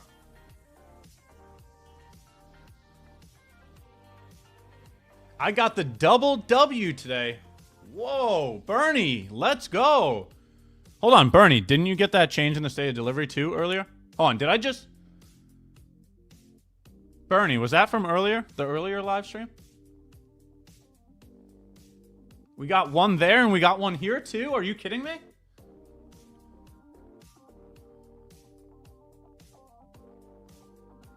It was from the earlier... Bernie gets the W today. Bernie. Hit that manual lockout button, please and thank you. You need to be done for the day. Listen, chat. Chat, seriously. Seriously. If you're green on the day, you need to stay green. Okay? It's never going to be acceptable to overtrade. Okay? Just because you had a win here this morning, that should not give you like this overpowering confidence that you can tell where price is going to go at all times, right? If you think that now that you're green, you should go back in because you're doing so well today, that's going to be the reason why you just burn the hard-earned work that you just completed, okay? Be satisfied with enough. Patience is truly a virtue. Less is more. And quality over quantity. Okay? $300 on the morning is more than enough. Be done for the day. You need to create good trading habits. And I'm specifically saying this not because of the dollar amount, but because of the trading habits. Okay? Develop good trading habits because when you do, you'll be here for the long term. So that's the first thing. You'll survive. And the second thing is compounding is one of the strongest tools there are. Okay? When you're capable of understanding how to execute, and then you have a track record of being capable of executing, then just go do the same exact thing with 5 accounts. You're allowed to have 5 accounts at MyFundedFutures. So now imagine, right? We just made $300. Now imagine $300 times 5. Is that enough? You understand what I'm saying? You're still doing the same thing. You're still just aiming for $300, right? It's still the same thing, right? You're still going to be taking $300 base hits, but this time you'll be doing it across 5 accounts, right? So you keep the same process and you let the compounding do the heavy lifting. That's why I'm saying develop good habits. And those good habits are that manual lockout button that Bernie needs to smash right now. Bernie, I'm talking to you. Bernie, brother, you need to be done for the day. All right. Also, W for Farmer Taylor. Taylor, sorry if I'm saying your name wrong, but W for Farmer Taylor for knowing the correct answer. Multiple sources of income. Okay. Yeah, sure. $300 is better for 45 minutes of work than 8 hours of work, but you need both. As I said in the beginning, multiple sources of income. W, Farmer Taylor. IB remains goated. That's right. I'm going to trade. IB remains goated. This morning is another example of it. I will be sure to document this across the platforms after we are done here. But give a W to Mr. Zink. Everybody throw a handful of W's in chat for Mr. Zink right now for bringing IB to the community. Look at this W. W, Mr. Zink. Look at how gorgeous this was. I mean, this was just beautiful. Thank you, sir. Right, let's take a look. We got 4 cells right at 50%. What was that, 57.75? Bang, 50% of IB. 4 cells, 10:31. Notice the time. Notice the time, chat. Waited for confirmation of IB to be confirmed first and then entered. Right? Instead of front running IB. So we got the cells there at 6657 and we got the take profit there at 6641. So what is that? 10, 15 points, 18 points. Beautiful. Beautiful. I don't even care that. Yeah, sure, I should have held it to full TP, but I'm very happy with $300, so W. W initial balance. Let's go. Ash, bro, I made $927. What? And also $2,000 yesterday. Are you kidding me? Is that on a funded account? Adity Gamer? That is massive. That's massive. What? You need to be done for the week there, friend. That's nearly $3,000 on the week. You need to be done. You need to call it a week.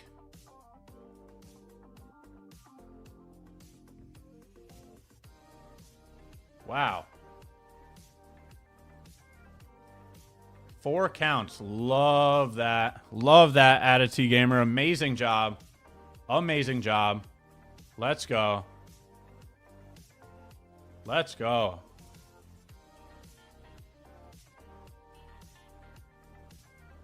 All right, maybe the fill-in for Aphiz was a good idea. What do you think, chat? Now we get a W. Replace Aphiz for another Ash, and we get a W. Let's go. Just locked in a MyFundedFutures daily payout. Pine. Yes, sir. Let's go, Pine.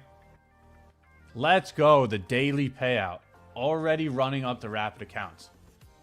Chat, throw a bunch of W's in chat for Pine. Pine has been showing up every single day, providing value, such a positive energy, and the man is ripping rapid accounts. And by ripping, I mean ripping payouts. So let's go, Pine. Love to see it. Love to see it. Congratulations on that payout. Pine.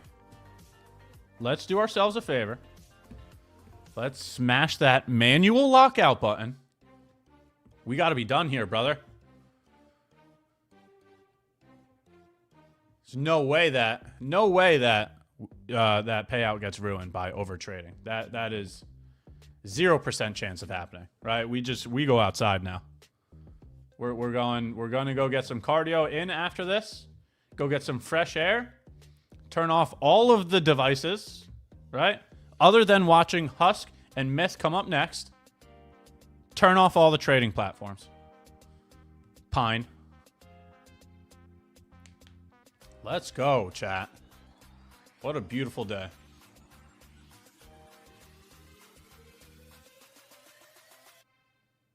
Hey, Ash just made 3K from previous trade and caught this trade for 1.5K.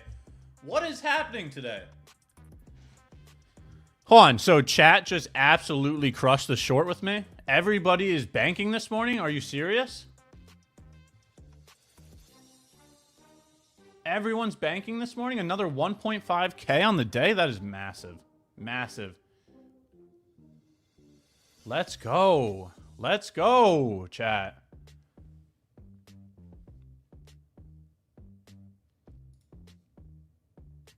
Let's go. IB remains goated.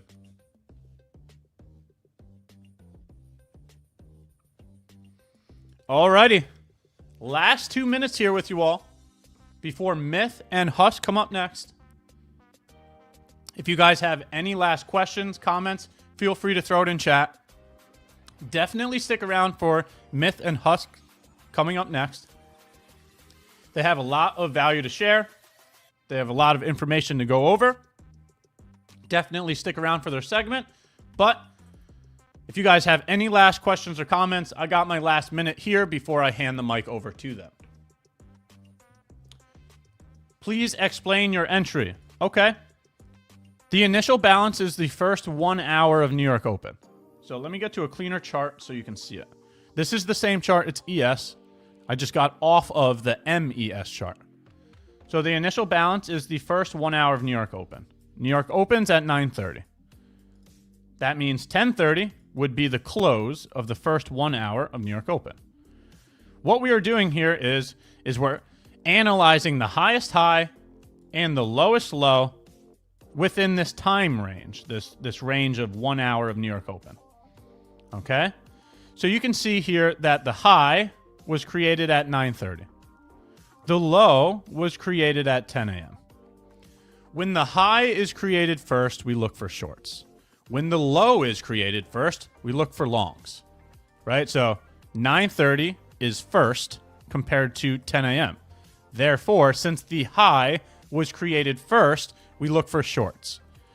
We short from 50% of the range. We use range low as the TP. We use range high as the stop loss. Right? So this is the stop loss here. This is the entry here.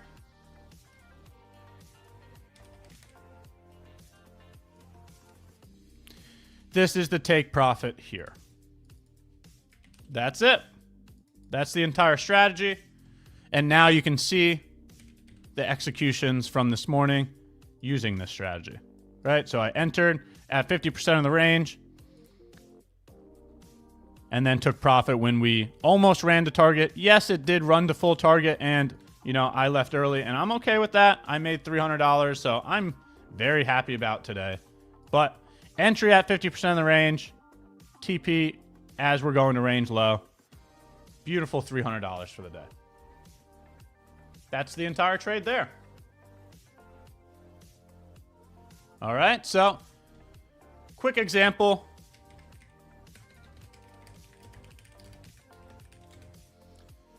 Alrighty, chat. Looks like my time has come to an end here. Let's go and throw a bunch of W's in chat for Husk and Myth. They are coming up next. I'm going to go ahead and hand the mic over to them. Thank you once again for another phenomenal morning. I hope you all have a great day, and stick around for Husk and Myth. Have a nice day, everyone.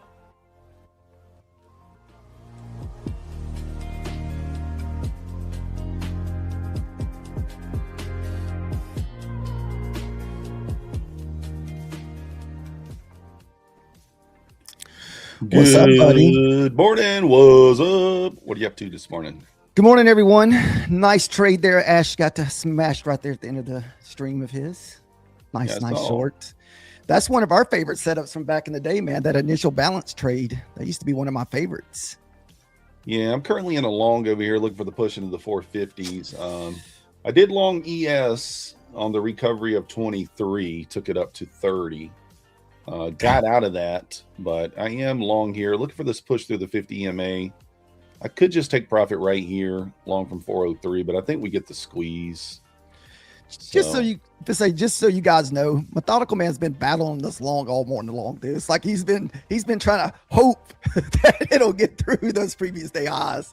He's been doing everything he can to wish that thing to the top, man. He even had a little magnet on his screen with the arrow. He was over there blowing. He was trying his best to get that magnet. Listen, that long. You got to pull out all the stops sometimes when the market's not doing what you want it to do. You got to get all the tricks out of the bag. Oh, you had me rolling this morning over there watching that. I was like, come on, man. He busted out the magnet. Yeah, somebody in chat said, put the magnet up there. It always works. So I said, all right, we'll give it a go. Why not? Goodness. The huge retest area for the ES is going to be 62, guys. 66, 62.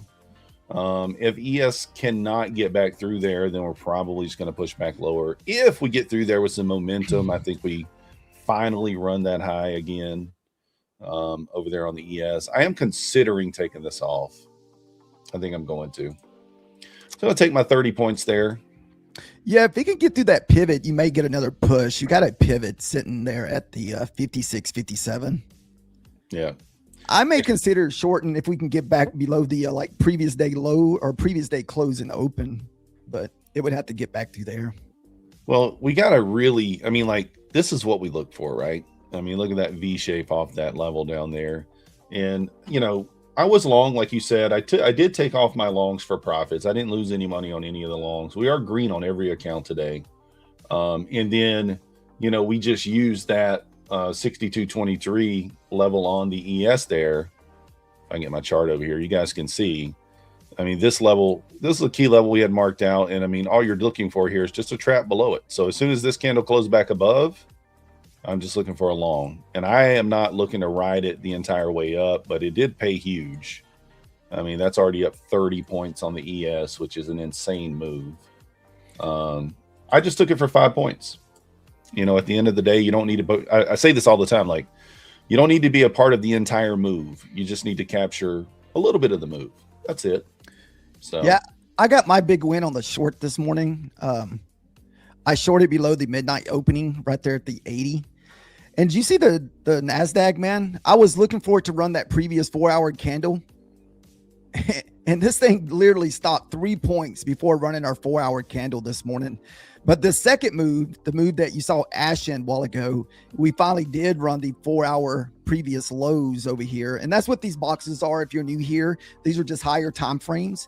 This way it allows me to see what the higher time frames doing without moving charts around. Yeah. And what we ended up having there was a huge SMT with the ES, because ES did actually run the low and NASDAQ did not. And a lot of times that would kind of keep me out of the long position. And that's what I was talking about this morning. I was like, normally I wouldn't even take the longs here, but because of the SMT, you know, that made me feel a little bit more comfortable about taking the longs. You know, you can see how we're struggling. We're still just hanging out inside the high and the low of that candle from yesterday. I mean, like, you know, from 2 days ago, we have not, you know, you can just see this here. We've not broken the high and we've not broken the low of this range from yesterday morning or from yesterday afternoon. Two big news candles here. We got this one here from yesterday afternoon. And then if we go further back, we have this one over here from the day before. So we're still kind of just hanging out inside these candles. So what was, oh, go ahead. Oh, I say, what was that news candle from yesterday? I don't know. It had to be some war news. I mean, I think both of those are war news. And as long as we're kind of inside those candles, it's very difficult to determine, you know, where we're actually going to go. So, guys, we just posted in the chat there, we need 60 more subs to hit 63K. We also need, let's get some more likes going as well. So as always, guys, if you have an alternate account and you're not yet subscribed and you're not yet hit the like button with your alternate account, jump over there and hit the subscribe button and the like button for us. Get us over that 63K mark. Let's go. Yeah, we don't discriminate against alternate accounts. Why not? Or your mom, your dad, your sister, your brother, your cousin, your uncle, your lover. I don't know. Your dog, your cat, your goldfish. Everybody, whatever you're working with. Let's go. So whatever you're working with. They were getting a nice push back into their previous day open close here. Yeah, the previous day close did pay again today. I mean, it's 3 for 3 this week, I think. You can see, I mean, a really nice reaction after 10 a.m.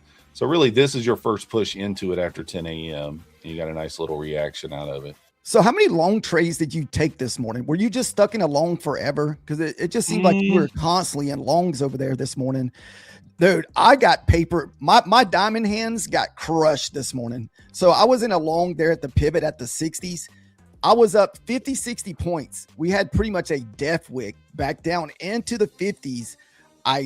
My diamond hands got crushed and I closed my trade. That was that very next candle that shot up 60 points. It was this candle here. Yeah. So I longed here. I was up 50 points and I thought I was looking for us to run that previously hourly candle up there at 520, 525s. And then we had this crazy pullback. Then the very next candle went up 60 straight points. I was just standing there like, oh. I did participate in a short earlier today. So we broke through that 390 level.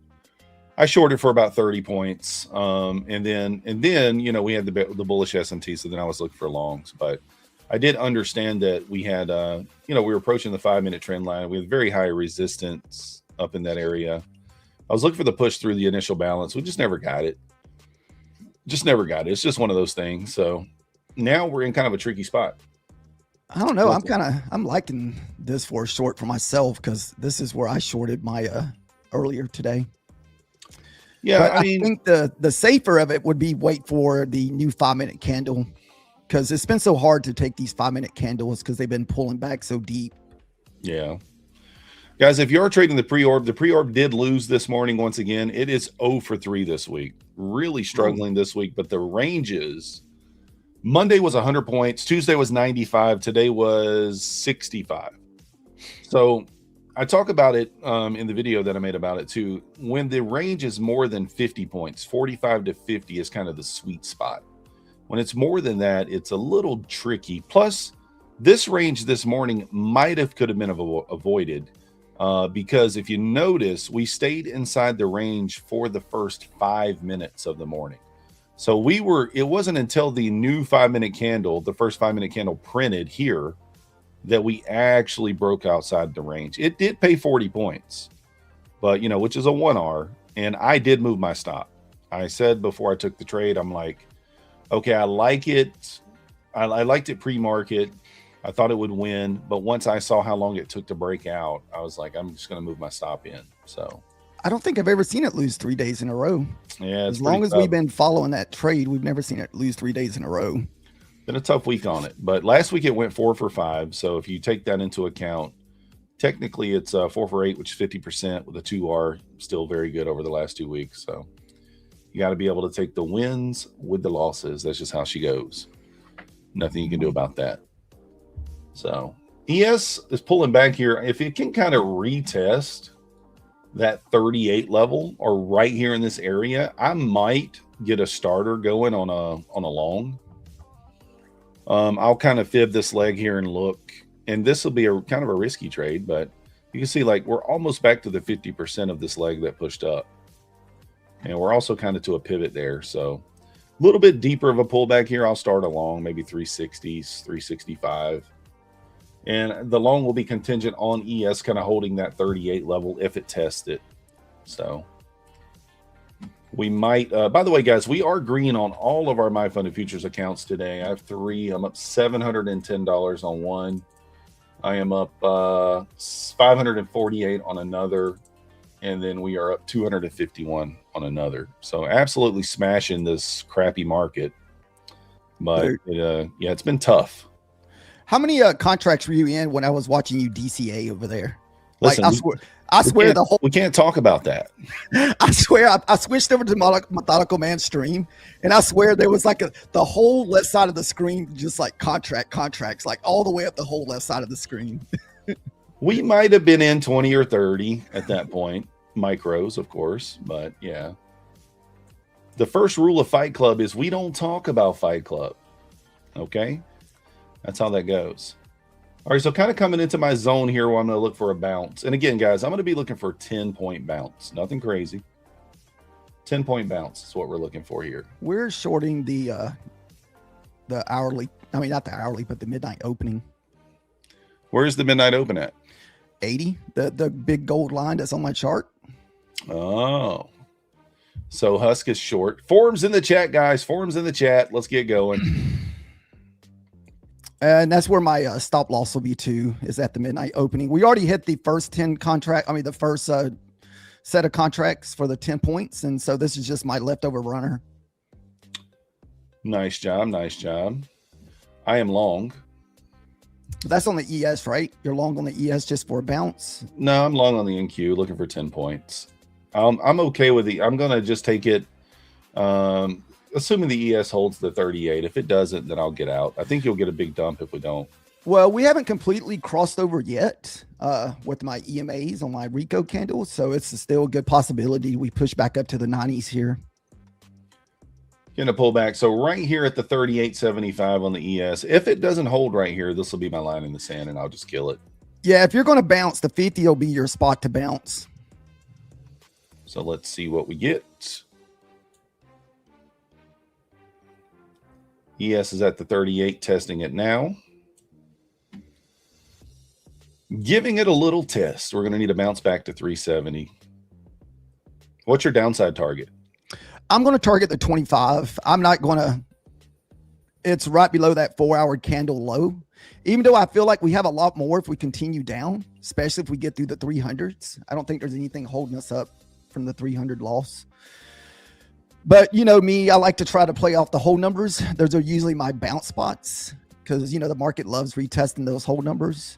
Oh, yeah, for sure. So how we're kind of bouncing here off the 50 at the moment. Need a little bit of a squeeze back up to the 70 just to get me out. And then see what happens from there. Again, I'll stop out if the ES kind of just loses that 38 area. If it holds the area, we'll just... we'll be okay, but if it doesn't, then that's going to be my sign to get out. Yeah. There we go. Bouncing off the 38 there. Let's see if we can get the squeeze into the 70. Yeah, we could easily squeeze back up to the 75 and retest the 75 before we push back down. And you're okay with holding it up through the 75? No, well, shoot. I guess I am now because I was going to try to take at least 10 points on that runner. There we go. Binked. We binked over here. So there's your 50 bounce. ES line in the sand. I mean, the I don't know, the line in the sand there for the ES is 38. To me, if it holds a 38, it's probably going to be a kind of a higher low and go.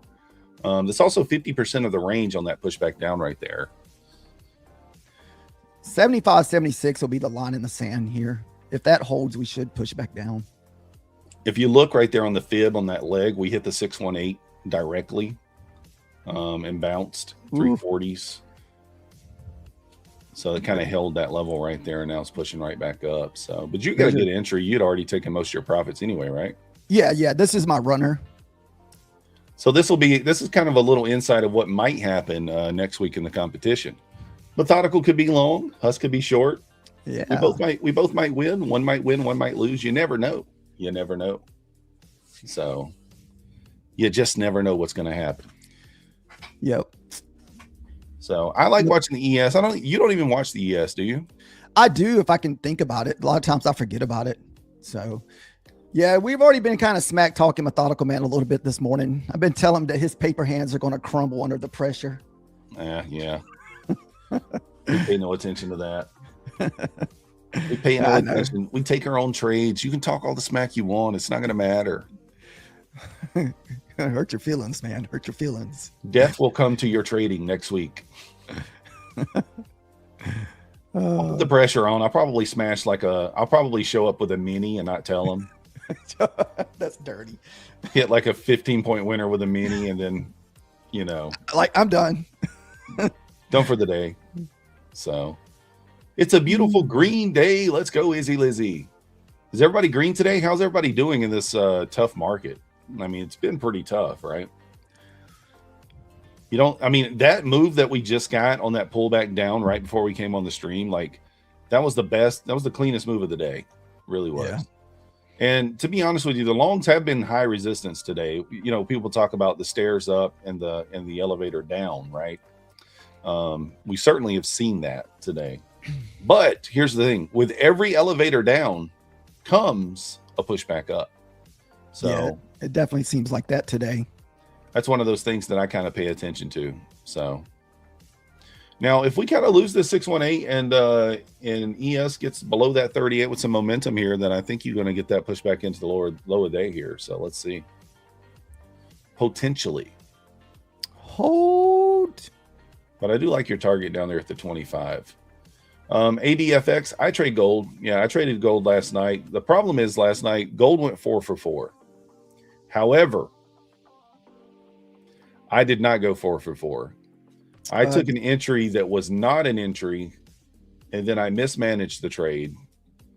Had I, not had the paper hands and had the diamond hands, we would have gotten out with all the money, but we didn't. So I think they pronounced the giveaways methodical. What do we got? I thought I saw giveaways somewhere. No, I don't see any giveaways. Oh, there's no giveaways, guy. Oh, okay. Never mind. Those are just okay. I thought those were the giveaways. So, but yeah, gold was pretty solid last night. Unfortunately, I just didn't take advantage of it. And that's the thing. Like, I did end the day $15 in the green. We'll say that. And I captured $1,300 on an eval, but I should have also captured that amount on another account, but I completely messed it up.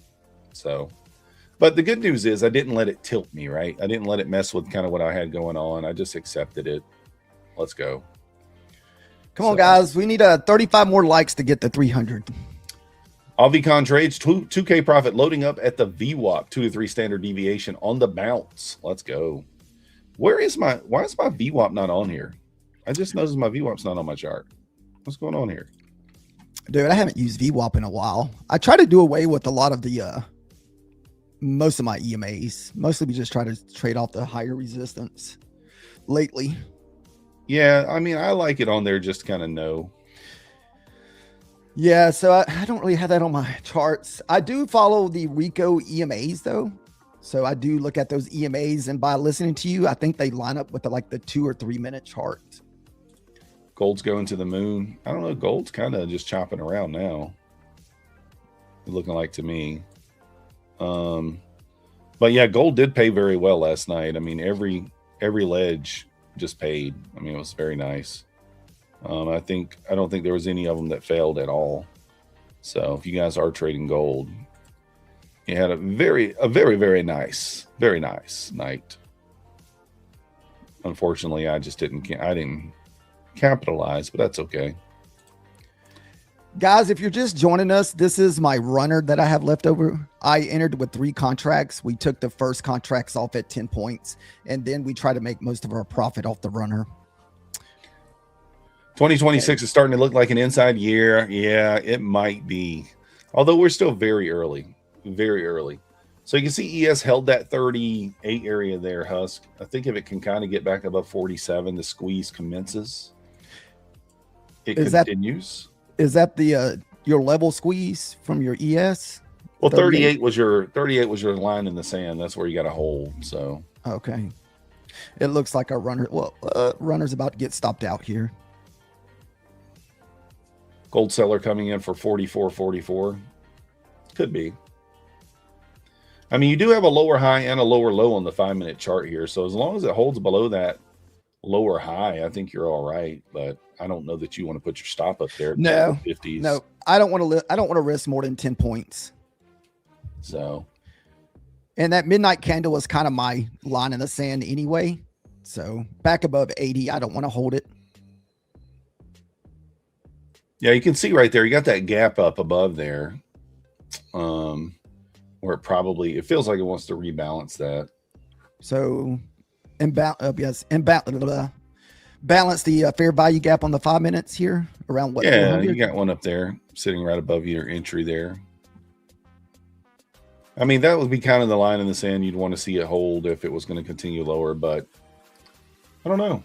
If ES gets above 47, like I said, we might continue the squeeze. That'll let us know. Guys, remember the 25K flex is only $49. Let's use code YouTube. That's for new users only. I think it's 70 or 8. What is it? I think I saw 77 for existing users. There it is. Yeah. 25K flex. Also, remember to pick up the 25K rapid. It's $83. Code YouTube. I am currently trading a 50K flex, a 50K rapid, and a 25K rapid. Nice. Those are the accounts that I'm currently using. We're trading the 50K. So we can't get those funded. I'm about halfway there on one of them. We're up $750 on the 25K. Did you see in the previous stream or post in Ash's lobby, Pon said he got a payout today with his MyFundedFutures. Yeah, nice. Like, sweet. A daily payout for Pine Tree. Let's go. Gotta love it. Congrats, Pine Tree. He's not here, probably. No. But still. We'll see what happens. So our 80 level was still holding, guys. This 80 level that you see that I'm trading off of, this is the midnight opening candle. So this is your midnight opening. So most of the time from watching this the last few months, that midnight opening is almost like a magnet. Like every night we always find our way back to that midnight candle. And it's usually pretty good resistance because if you go back and look at the charts when we open at midnight, most of the time we're just sitting there consolidating. So it's almost like a good bounce area. D Wright wants to know if you can manually lock out your accounts on Trade-Evate. You should be able to. You should see a lockout button on there, as far as I know. And one thing to be careful about with that is it does lock out all of your accounts. So, but yeah, it should be there. Is Trade-Evate the only ones that usually have that lockout option? Or is that a possible? Can you do that on Ninja too? Well, there is you can set like a loss limit, using rhythmic stuff. Oh, like okay. that if you wanted to. Is that what the R Trader Pro, like you go into R Trader Pro maybe if you're trading Riptic? Oh, okay. I've just never looked for it. I guess that's something I need to look for because I trade a lot of Riptic accounts. Yeah, there's several ways to do it. You can lock yourself out at a certain loss limit and things like that, daily loss limit. So, well, I guess I am trading Trade-Evate, guys, because a lot of times what we're doing is I have Trade-Evate accounts and I'm logged into Ninja with my Trade-Evate account. So the account I'm trading now is a Trade-Evate account, but I'm trading it on Ninja. Yeah, that's what I do too. Yeah. And the thing I like about that is you can have as many Trade-Evate, kind of accounts as you want on there. So that makes it nice. So only one rhythmic connection. It's very nice. We're kind of slowing down here, guys. We're 5 minutes from the top of the hour, and it's really just kind of chopping. It's not really picking a direction just yet. So we got a poll in the chat, guys. Which one of you guys think is more like trading, blackjack or poker? I think poker is. Poker involves, now I might offend some people with this. Ooh, we're 50-50 right now, man. 50-50. Both have some skill involved. Both have luck involved. But I think it's, probably a little more skill on the poker side. I mean, blackjack's just not as big of an edge. The thing about blackjack is you're playing against the house, and poker you're playing against other people. So I think that you never want to be betting against. You never want to bet against the house. You never want to play against the house. I'd rather play against someone else, against another person. Just personal opinion. Runner got stopped out and still rejecting off that area. We did hit the 21 EMA there. This could be a short spot for me. With about a 30-point stop. So OMHV, no, it's not luck based. Blackjack is not. There are strategies, there are things that you can do to improve your edge. However, even with those strategies, the edge is very slight. You're talking 2%, 3% edge versus poker, where your skill can give you a very large edge over another player, in my opinion. So happy birthday, Trevor. Probably not his birthday, but we'll say it anyway. Happy birthday, Trevor. Man, I think we've run into this almost every day this week, where we get like just insane consolidation around this time of the day. I don't think it's Trevor's birthday. I think it's just the daily happy birthday to him. Okay. It's also Abhishek's birthday. It's also Husk's birthday, guys. It's actually my mother's birthday today. Oh, is it? Oh, okay. There we go. 25th. All right. Happy And she is birthday, 69 years old. I don't even know. I'm guessing. Yeah, 65. 65. All right. I was giving her a few extra years. Don't tell her. Don't tell her. All right. So this may be your ES squeeze. Is the ES squeezing? Yeah, I'm going to go ahead and stab the long here, I think. I would need to see a print of a new 5-minute candle before I would consider a long. All right, guys, we need about 32 more likes to get to 300. If you guys could help us get to 300 likes today, that'd be great. I longed right into the 21 EMA, which I never do. Dude, there's no way I'm going to log into a whole number. You know me, man. Logging into the whole number is like, no. It's okay, man. What's the worst can happen? I lose a trade. It's okay. It's not the end of the world. It's not the end of the world. Hey, as long as you keep up this kind of trading when we start our competition, I will root you on. I'll be like, go Methodical, man, go. I'm having to get all the losers and all the degeneracy trades out now. Get the degen out of the way. Yeah, and then that way, you know, when we get into the competition there. Methodical man's gonna be taking so many losses. He's gonna have magnets on both sides of the chart. I'll be locked in. Oh goodness. This is gonna go. Listen, I never call anything 100%, but since Husk is talking smack, it's gonna go. Oh, come on. I could take it at a half point. I could take it at one tick and consider it a win, you know? I could. We could always do that. Consider it a green trade. the 30, 40 points and draw down and come back and get a one tick win. You're like, yes. That 1 point winner. A win is a win. That's pretty good. Even though the fees probably cost more than the win. A win is a win. Oh, that's the thing, though. Like I've seen people do that. They'll take 100 points of drawdown and get out for 4 points, 5 points. So look at those skills. That's pretty good. That's not the way we do it, but I've seen it done. Yeah. So, guys, Max kind of went backwards today. I got to take him back to the vet. He's going to get another laser therapy today. He's in a lot of pain today. He's just kind of walking around like an 80-year-old dog. So, and making a lot of noises. So we got to get him over to the vet after the stream. Got to get him some therapy. Husk says I should just buy one of the red lights myself. I don't know if that's a thing or not. Oh yeah, we have one of the red lights. But is it different for the dog though? That's what I don't know. I wouldn't think so. So probably this thing is struggle bus, man. What does the ES look like over there with the 38? Have we squeezed the 38 or is it still just chopping around that 38 level? Yeah, we got above 38. We tested 47, but we closed above it just barely. And now we pulled back into the 44s. So we're chopping between 38 and 44 here. So I don't really like the longs unless we get back above the previous day close and previous day open there at the 408s and 403s. Well, the thing about it is, like, this is kind of generating some liquidity here to the downside. It will eventually probably break through and run it. So I just have to be careful here. Be mindful of that. If it starts to push lower quickly, we'll have to make a decision. Do we add and try to get out of it, or do we just cut our losses? I don't know. We'll decide.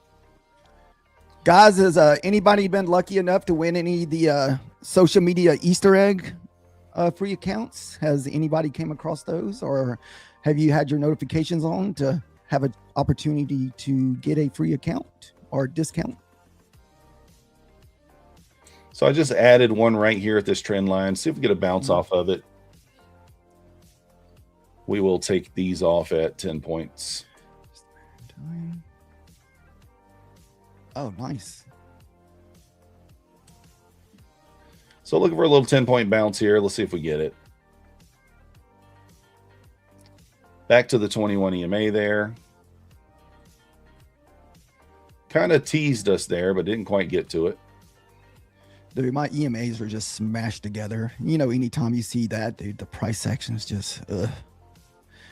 But I do like this little bear flag that we're kind of building here on the 5-minute. Oh, you better not do me dirty. Come on now, get through there.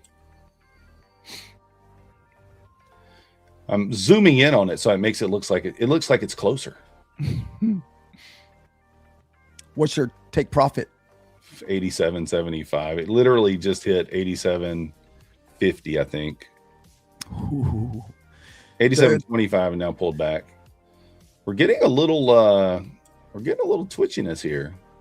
There's nothing worse when you let your you leave your entry at a spot and you let it come back and be like within a few points, and it gives you like 3 times to get out of it, but you're like, I think it's going to go there, I think it's going to go there, then it ends up going in the opposite direction, like 30-40 points, and you're just like, oh, because you had so many opportunities to get out of the trade, even though you know it wasn't going to probably get there, but you still held on.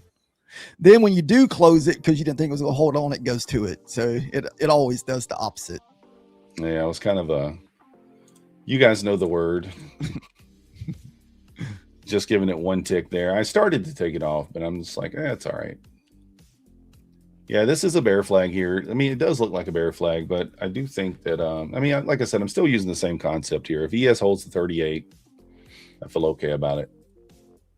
So well, maybe this pullback here will just be kind of like a 38 retest for it to bounce, or like a little fail breakdown. Well, the second or third test you're never in love with, but that's kind of what we're getting here. We do have this trend line, so I do think that it looks like it's going to break, so it's probably going to come down to this, at least run this at the 340s. So I have to consider if we're going to add into this or not. I think it would have to break the 340s because this could just be a larger size Tom Sabo box. So we'll see what happens here. Does it go or not? It's not going in my direction right now, I can tell you that. Oh, goodness, that was a good one. Not going in my direction. Let's see. But luckily, we do have a few dollars in profit to play with. Let's go, Spanish. 175 on a micro. Oh, that's pretty good. Did you mean a mini or a micro?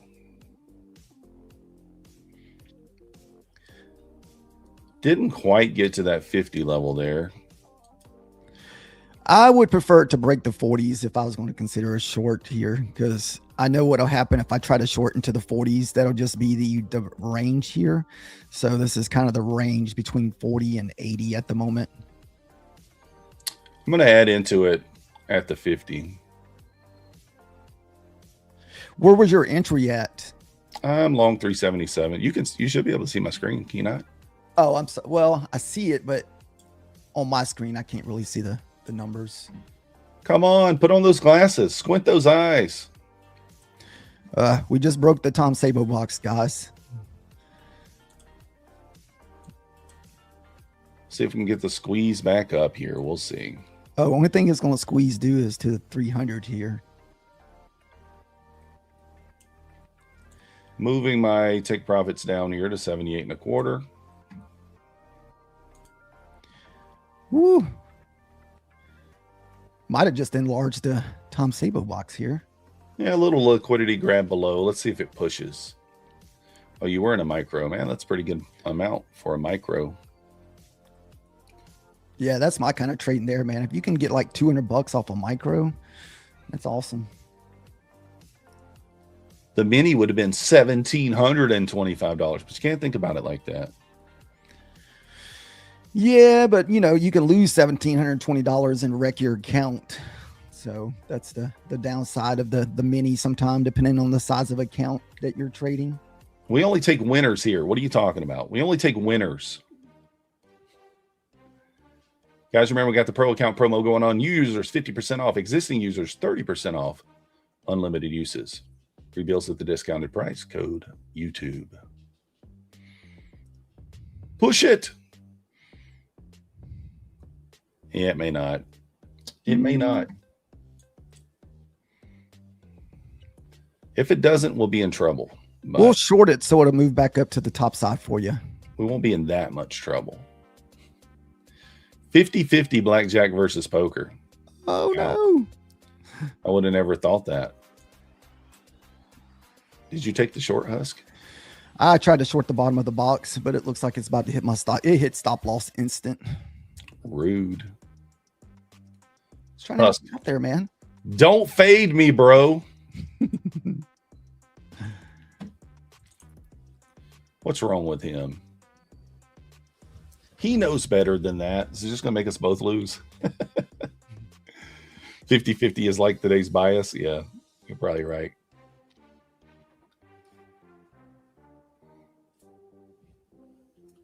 Well, we all might be a little bit of gamblers to a degree, you know.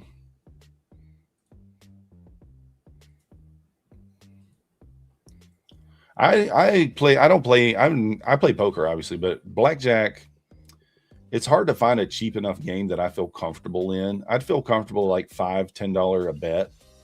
It's hard to find a $5 or $10 table. Like usually you'll see maybe a $15, a $20, or $25. Like I'm not playing $25 a hand. Just not. Oof. That's pricey. Can't do it.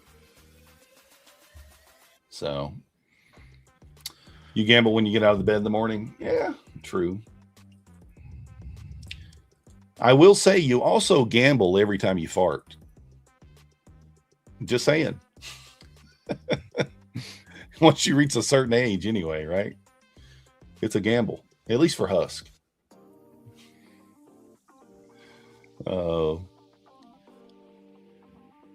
Is this going to go? I thought Husk might have a comment to that, but he said he'd just leave that one alone. No, we'll leave that one alone. We don't want to go there. Not publicly. Oh. You guys have seen that TikTok where the lady's at dinner. She's at a fancy restaurant and she's farting. And the guy's like, "You're farting." She's like, "No, it's just letting air out. It's just freeing air." He's like, "That's literally the definition of a fart." So anyways, Looking to see if 370s is going to hold here. 370s holds, I think it's going to have a hard time pushing up here. Where is it close to that 38 level that you're saying the ES is on? it bounced off of it. We're at 40 now. So it's holding it. Okay. I want to see it squeeze up here. It needs to kind of, I mean, it's holding the level. So just got to be patient with this. It'll go.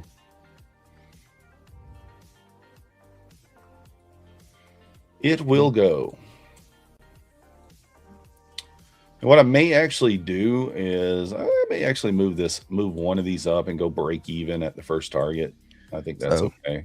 There was your 77, 71 hit there. What was 71? That was the 50 EMA on the Ricos, which I think is kind of equivalent to the 2-minute 50 EMA. Now the 2-minute 50 is up at 400. Oh, okay. Well, this one's The at 21's at 73 though. Okay, so it's the 21 then. Come on, get through there. Well, now the ES is right back to 38.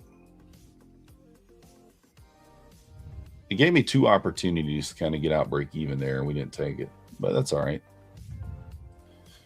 We're looking for it to give me my 10 points. We got another add in down here at 325. Realistically, I could add at 350 again, but I don't want to get in too heavy too fast on this. Try to give it a chance to be able to work out of it. Jay Castro says, we going down. We might. I still want to see a push down to the, what do you want to call it? The 325s. Well, we got a little ad down there, so we'll see. Again, I mean, I said it over and over. If the ES loses 38 here, we'll be in trouble. We'll probably have to eat the loss. So, just depends. Just depends. I could kind of assume that we're going to hold here again for another bounce and maybe average back into it, but we're not really down on this trade very much as far as points go. We're down, 20 points here. So, all right, ES holding the 38 there, looking pretty good. Yeah, I tried to short that again off that level. Husk over here fading me again. Rude. That's all good. Looks like we're about to get stopped out, though. We might both lose on this one, huh? What I may do here, guys, I don't like doing this, but I might reduce size here. Sometimes you got to realize when you're stuck in a trade and it's not great. So I'm going to go ahead and I will reduce size and just try to get out. Take one off on any pushback up here. Relative, not break even, but pretty close to break even. I feel like we need to kind of sweep these lows one more time down at the 25s to 20 area. I could. I think I'm going to give myself a chance to still make more profit. Obviously, we'll leave one on to kind of run back up to that wick if we can. It just depends.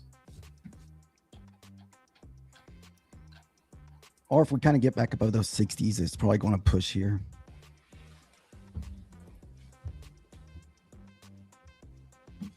I mean, right now it's not really doing much of anything. It's just kind of hanging out. The longer that it takes, the longer that it hangs out here, though, the more I lean towards it pushing back up, to be honest. I know I need to be watching my ES here because I've been wanting, because I don't even have no ES charts up, so I have no idea. I know you said that 38 support and resistance there. Hey, guys, Google form winners, System Override, Curiosity, P-Doggy Trades, Bull Sand Bear, Easy Lizzie. Congrats on the winners. You better be present. You better be present. I said Bulls and Bears. Bulls and Bears. All right, sorry. Listen, I was reading quickly, okay? My mind doesn't process that fast. Guys, we're about 12 more likes away from 300, guys. Congratulations on the winners. Maybe we'll get a +1. I don't know. Maybe. Still just kind of generating trend line liquidity here back to the downside. Flag on flag type We're action. about to have a new 5-minute candle, so we might get the push here on this next 5-minute candle.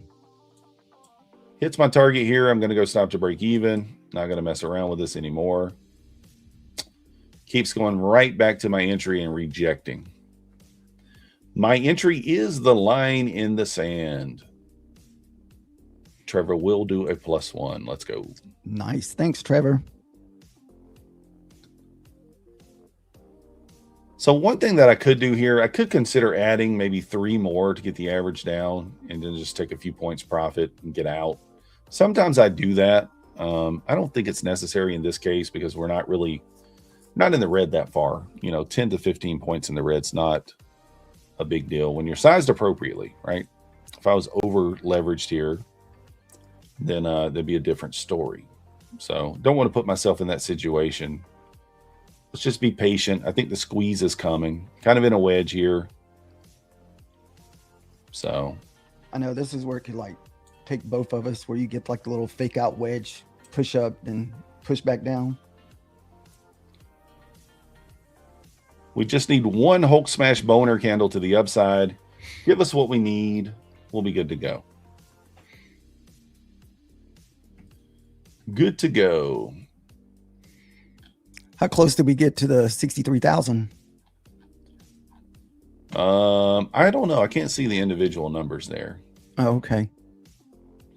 We're at 290 likes though. Nice. Thanks, guys, for helping us get those 300 likes.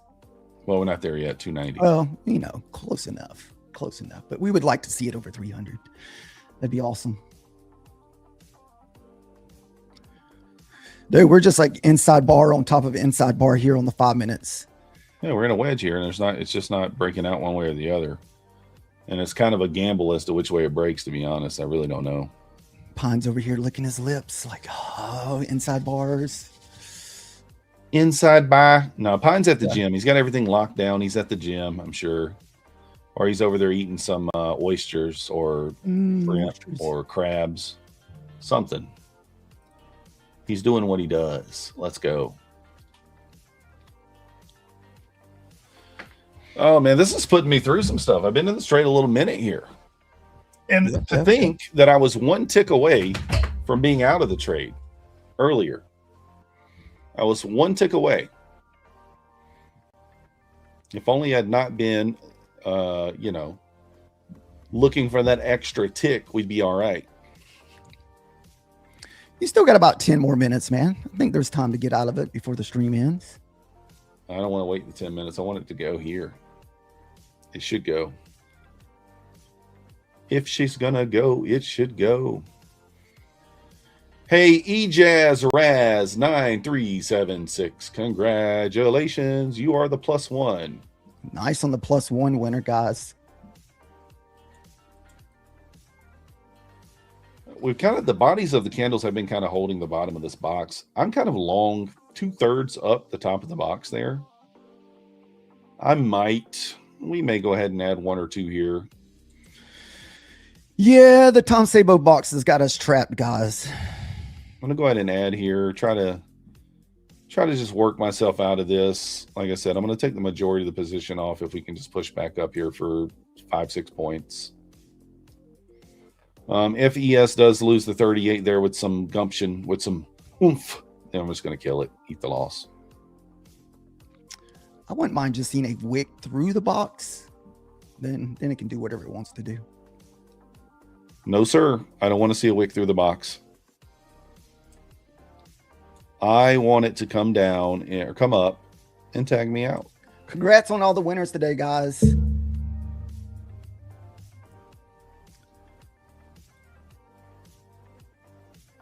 ES is still holding that 38. I mean, to a tick there. It's just holding it strong. I just got to get this push up. We need a fail breakdown of the 38. You need to see a push below the 38, about 4 or 5 points, then come back up. I don't know. I think that if it does that, I'm going to be in trouble on this short here, or on this long. It's already done that a couple of times. It's wicked below it once or twice already. So let's just get this push back up, get us out of the majority of this position, and then we will we'll just go stop to break even and see if it can work. If not, guys, this is about to be our 3rd straight inside 5-minute bar. So this is getting super tight, guys. Super tight when you got 3 inside 5-minute bars. that's choppy. Yep. Straight Sign of chop here. Shahid, that is very nice of you. Wishing everyone luck and profitability. Very, very kind. Very kind. 20 seconds left. About to have a new 5-minute candle.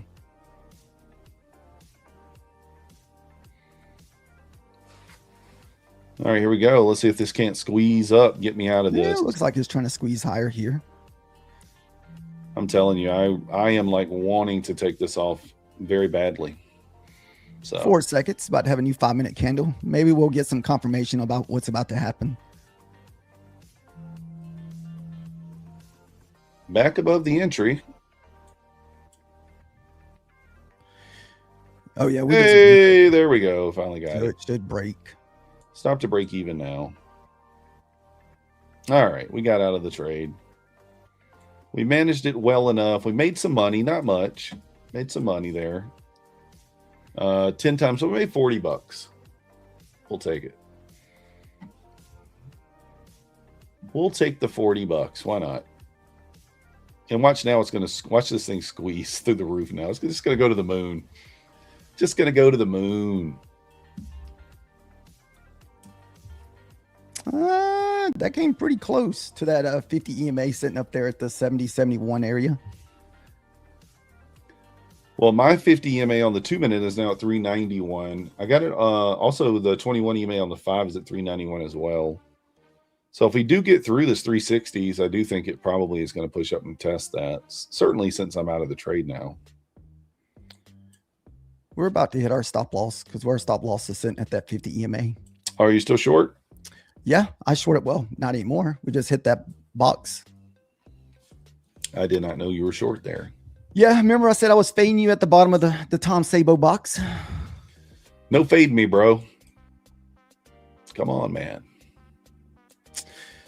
That was a back-to-back L's shorting the Tom Sabo box. But we're also around that 38. That's why I kept kind of asking about that 38. How many more subs do we need?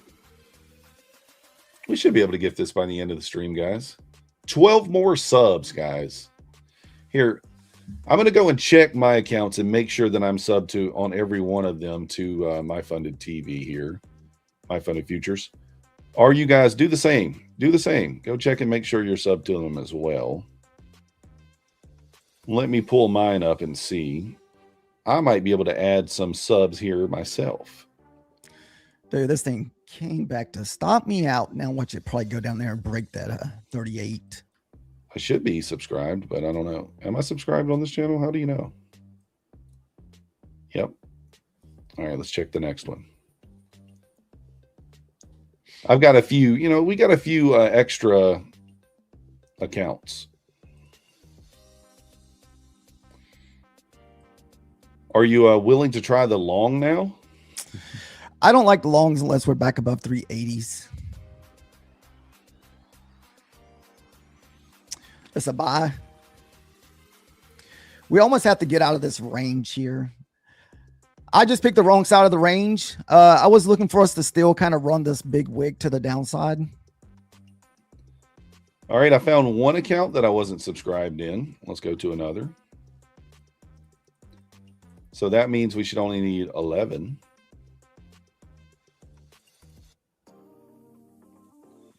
Let me find another one here, guys. Ooh, look at her go now. There we go. There's the 50 EMA. I told you guys as soon as I got out. Wow, I found another one I'm not subscribed in. That's 10. All right, we got one more that we can check. One more.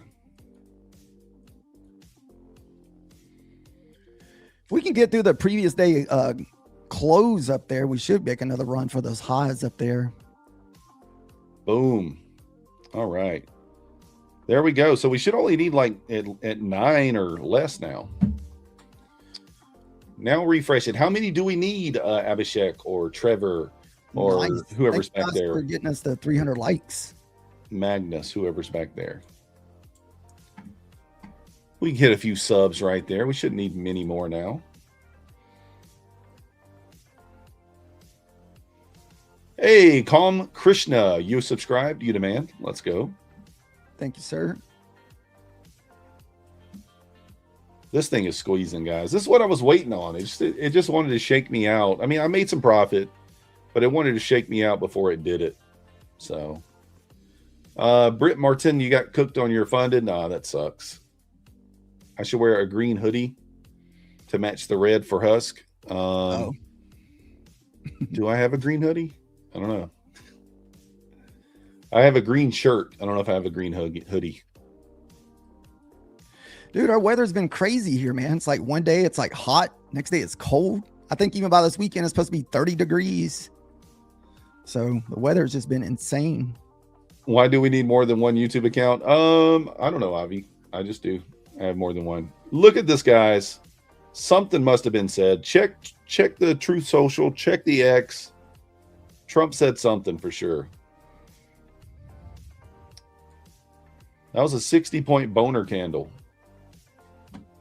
RIP the shorts. RIP the shorts. Smacking into the VWAP there. I can't believe I traded all morning and didn't even see the VWAP wasn't on my chart. I didn't even notice. It tells you how little that I use it, though. I only use it for reference, not necessarily for entries. So, look at this thing go. Got no FOMO on it, though. No FOMO. Back above 450 here. Let's see if we get some expansion. Again, that's kind of the 50 to 60% push up from earlier. Let's see if we get some expansion above this level. WeWap should always be on your chart. Exactly. One more sub. Let's go. All right, Husk, find your account. Who's going to be lucky number 63K? You get a special prize if you're number 63K. Anybody in the chat know what the special prize is? Some of you know. I always say you win a prize, but we're not going to tell you what the prize is. They're giving a prize away for the 63,000th. Oh, I am giving a prize away. Oh, you're doing a prize. I'm giving a prize away. So if you're the 63K, let me know in the chat. If you unsubscribe and resubscribe, it does not count. It does not count. Is it done? I don't know. I keep refreshing, but I don't see it. Still says 62.9. That's not fair. Zeph, it's fair. Trust me. It's fair. You just subscribed on your backup, Raphael? All right, let me see. Sir. All right, you demand. That's it. That's the surprise. Sweet. That's the prize. You just get told that you demand. 60. You demand, Snowy. Good work, You guys. demand funded. Thank you guys for your help. Oh wait, or whoever else.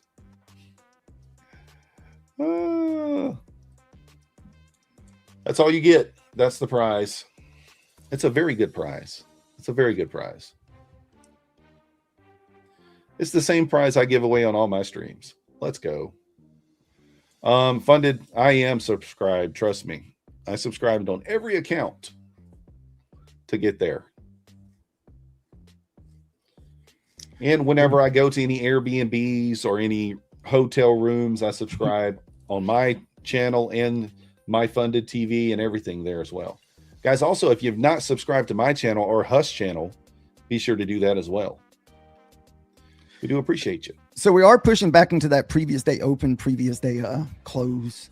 So I thought we would get a little bit more follow through after this next 5-minute candle print, but like, man, we just kind of turned into a dud here.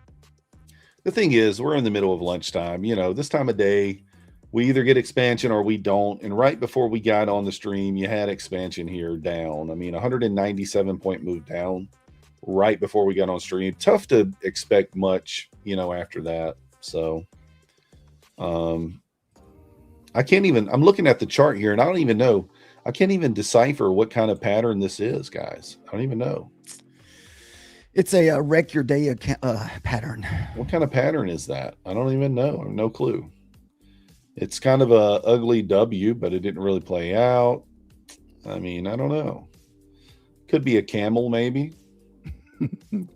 Oh, wait. Hold on, guys. I heard that one. I just figured it out. This is, in fact, the Tom Sabo pattern. There he is right there. You guys see it? Do you guys see it?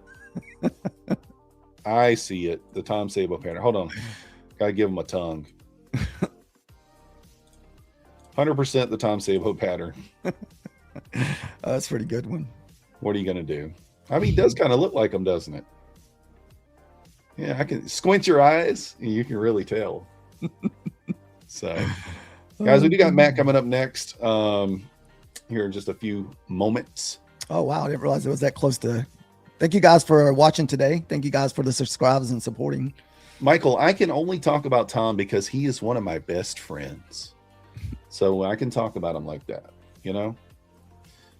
I'm invited to Tom's wedding.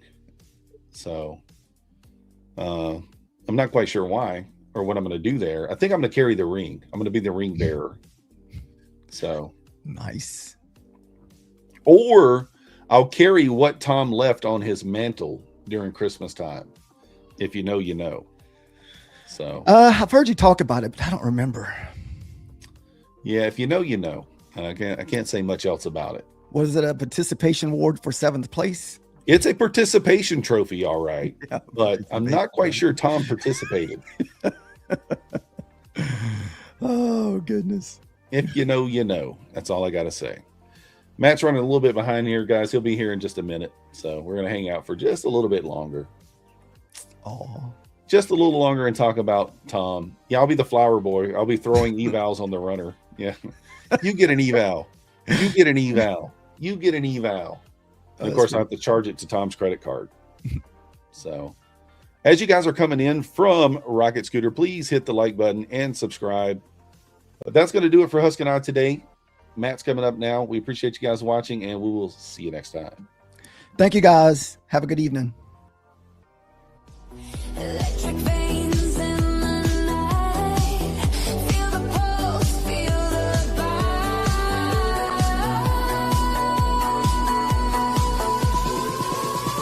Welcome, rocket scooter. Burning trails where you're. What's up, everybody? Oh, got those rockets in chat.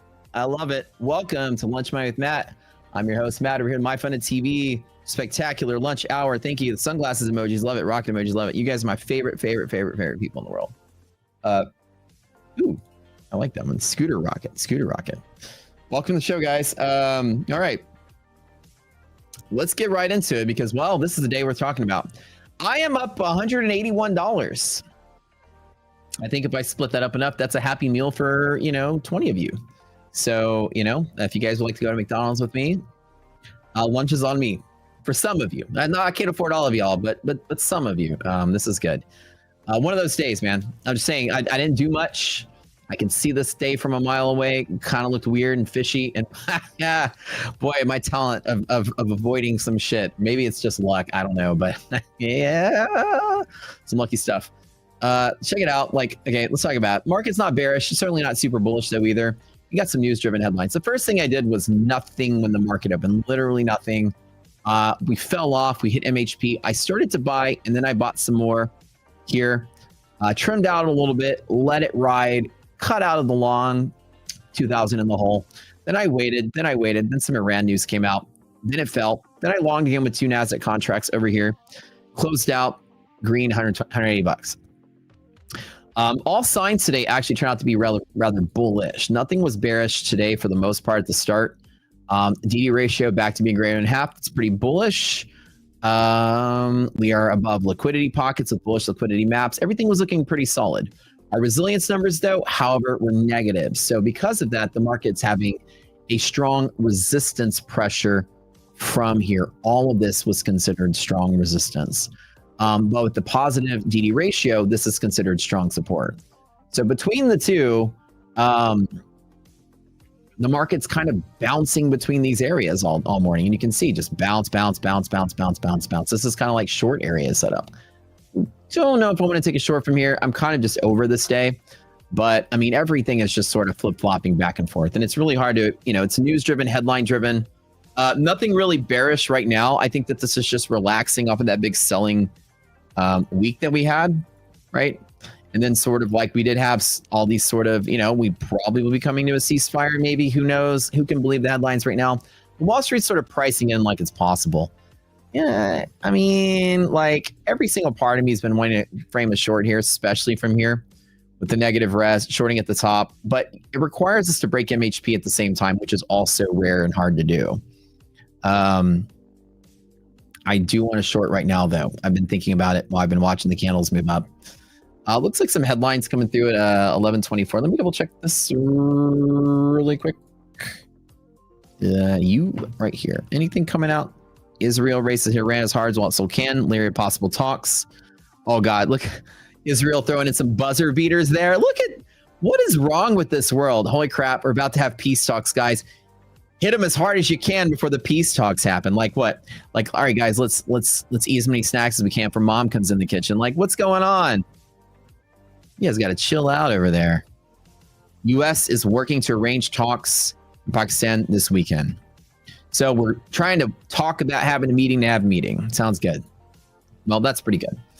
I think with that being said, this market has the potential to rally up higher. I'm probably not going to short it from here. I think I'm going to not fight the headlines. And you can see how most of today has been sort of like a non-effect for like as far as like market structure, it's practically gone nowhere. We've just kind of traveled in a big circle, and I'm happy to say I didn't put any money on the table or lose money or make money. I'm cool with it. Short the 95s, bro. I'm gonna tell you, I'm too scared to. I can't short the 95s. I'm too scared. I got to work on my confidence. This is what Steven told me. No, I'm just kidding. I don't know.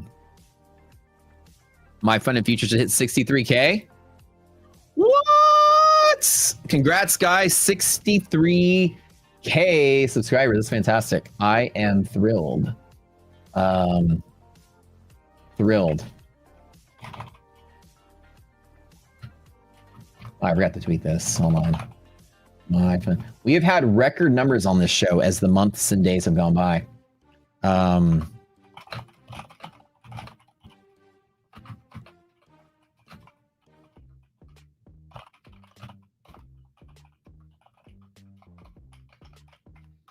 Join us. Yes, yes. All this channel's growing really big. I'm so happy to see it too, because honestly, like I've seen all the prop shows out there. They're all good. But man, this show is just quality. We have some good folks. I'm not to my own horn. I think I'm pretty all right. But this show is such quality, man. Like the hosts are good. It's a good time. Good traders, good education, man. I love it. So I'm glad to see us growing here.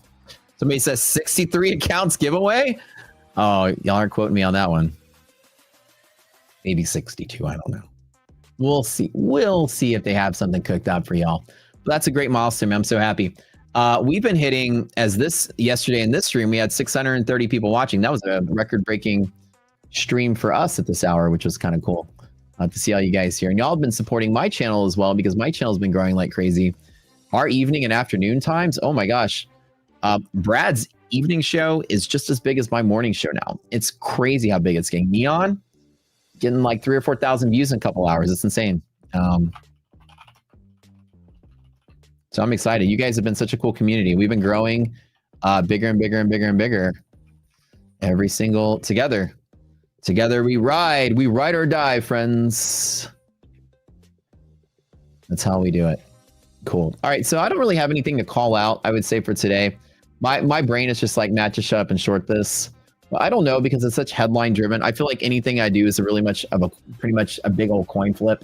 I'm not really too like thrilled about doing. Arbitrage is cycling all over the place. Most of what's kept us market bullish has been Nvidia. Nvidia's had an MHP break to the upside, and it's really the only stock. Nvidia and Tesla are the only stocks that have had any sort of upward momentum today that was good enough. And then of course Tesla like bled out most of it.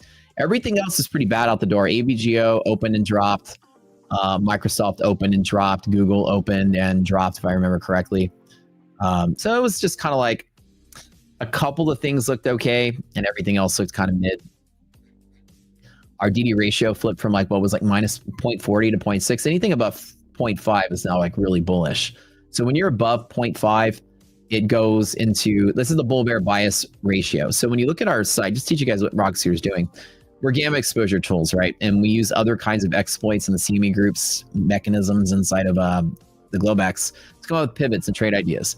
Our algorithm on the chart will tell you support, resistance, whatever, based on the confluence that goes with it. Bull zone and bear zone is where the majority of your bull and bear split is. Bulls are people that are long against the house. Bears are people that are long or short against the house. And so the biggest split where there's more bulls than bears is up here, and more bears than bulls are down here. So clearly Nvidia is in a bull territory, right? So the DD ratio is the percent of market cap that's also in a bull territory. If it's the sum of the bull market cap divided by the bull plus bear. And so that's just a ratio. And we exclude anything that's in neither territory. We call this liquidity pocket. So this is liquids, neither bullish nor bearish. So anything that's greater than 0.5, it means there's more stocks in the bull zone, which today there's more stocks in the bull zone. And bull stocks tend to stay bullish unless news comes out, kicks them the other way. Very rarely do stocks go from bull side to bear side. So because the ratio is bullish, it shows bull support for the index's own bull zone. As you see, with the majority of stocks being bullish, the index is very likely to stay in its own bull zone, which is exactly how good that indicator is. It's just straight confluence based on the stocks.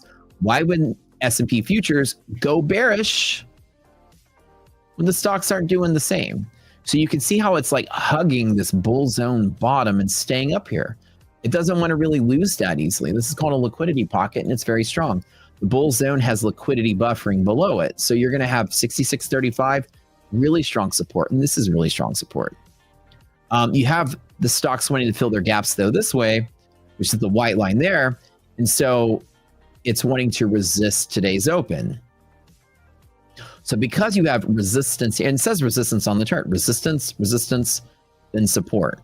Because you have support down in here, resistance up here, it's like ping-ponging between the two. Now, it's pretty good trading. I've just been scared to do it because of the news, but you can see that it's almost doing exactly what you think it would do. It's just chop around. And, you know, because it's headline can drive this one way or the other, I'm just a little scared to be in a position because the headline can come out and it's hundreds of points of move today. It's been a very headline-driven day, so I kind of want to take it easy, you know what I'm saying? You're hoping for a big short covering upside now. Let's see. I think so. Like, if you were to ask me what I think is going to happen, some dumb news coin flip is going to happen at the end of the day, and that coin flip is going to go up. Whatever. But I was just waiting all day for coin flips to go down so I can buy the dip. Do I talk market talk during lunch with trading friends? Not really, dude. Like, honestly, I don't really talk, my trading friends and we don't really talk much about market with each other. Sometimes we will. I have two buddies of mine that go out all the time, and we don't see each other a lot, but when we get together, that's what we do talk about. They're stock traders, and one of them's an options trader, but equities traders, and they like to talk about whatever companies they like, and we'll geek out about that. But really, I don't. Most of my friends that are day traders, that are day traders, we get together, we just talk about anything other than trading. You know, sometimes we'll hint to the market, but we don't really rap about the markets too much or the plays we make or whatever. It's kind of like anybody else that works at a job. When you do it long enough, it really is a job. So it's like you work at a bank and you go out with your friends and they're bankers. You know, maybe you'll gossip about the banking industry. We mostly, if we do talk about the industry, it's talking shit about the drama. Like, oh, did you hear about this? Oh God, yeah, we heard about this. You hear about these two people fighting about this? You hear this person got busted as a paper trader? We spilled the tea a little bit about the trading industry. Oh, did you hear that this prop firm, one of them had a this or that happen? Usually that, but we don't really sit there and talk market talk with each other too much. I think it's because you just get tired of it and you want to get out so you can get away from it. How does your day look if comfortable? How does my day look if comfortable? Most likely what you mean is just like if I'm just having like just maybe rephrase that. Like me comfortable or a comfortable trading day or like good indicators. What do you mean? What you mean by that?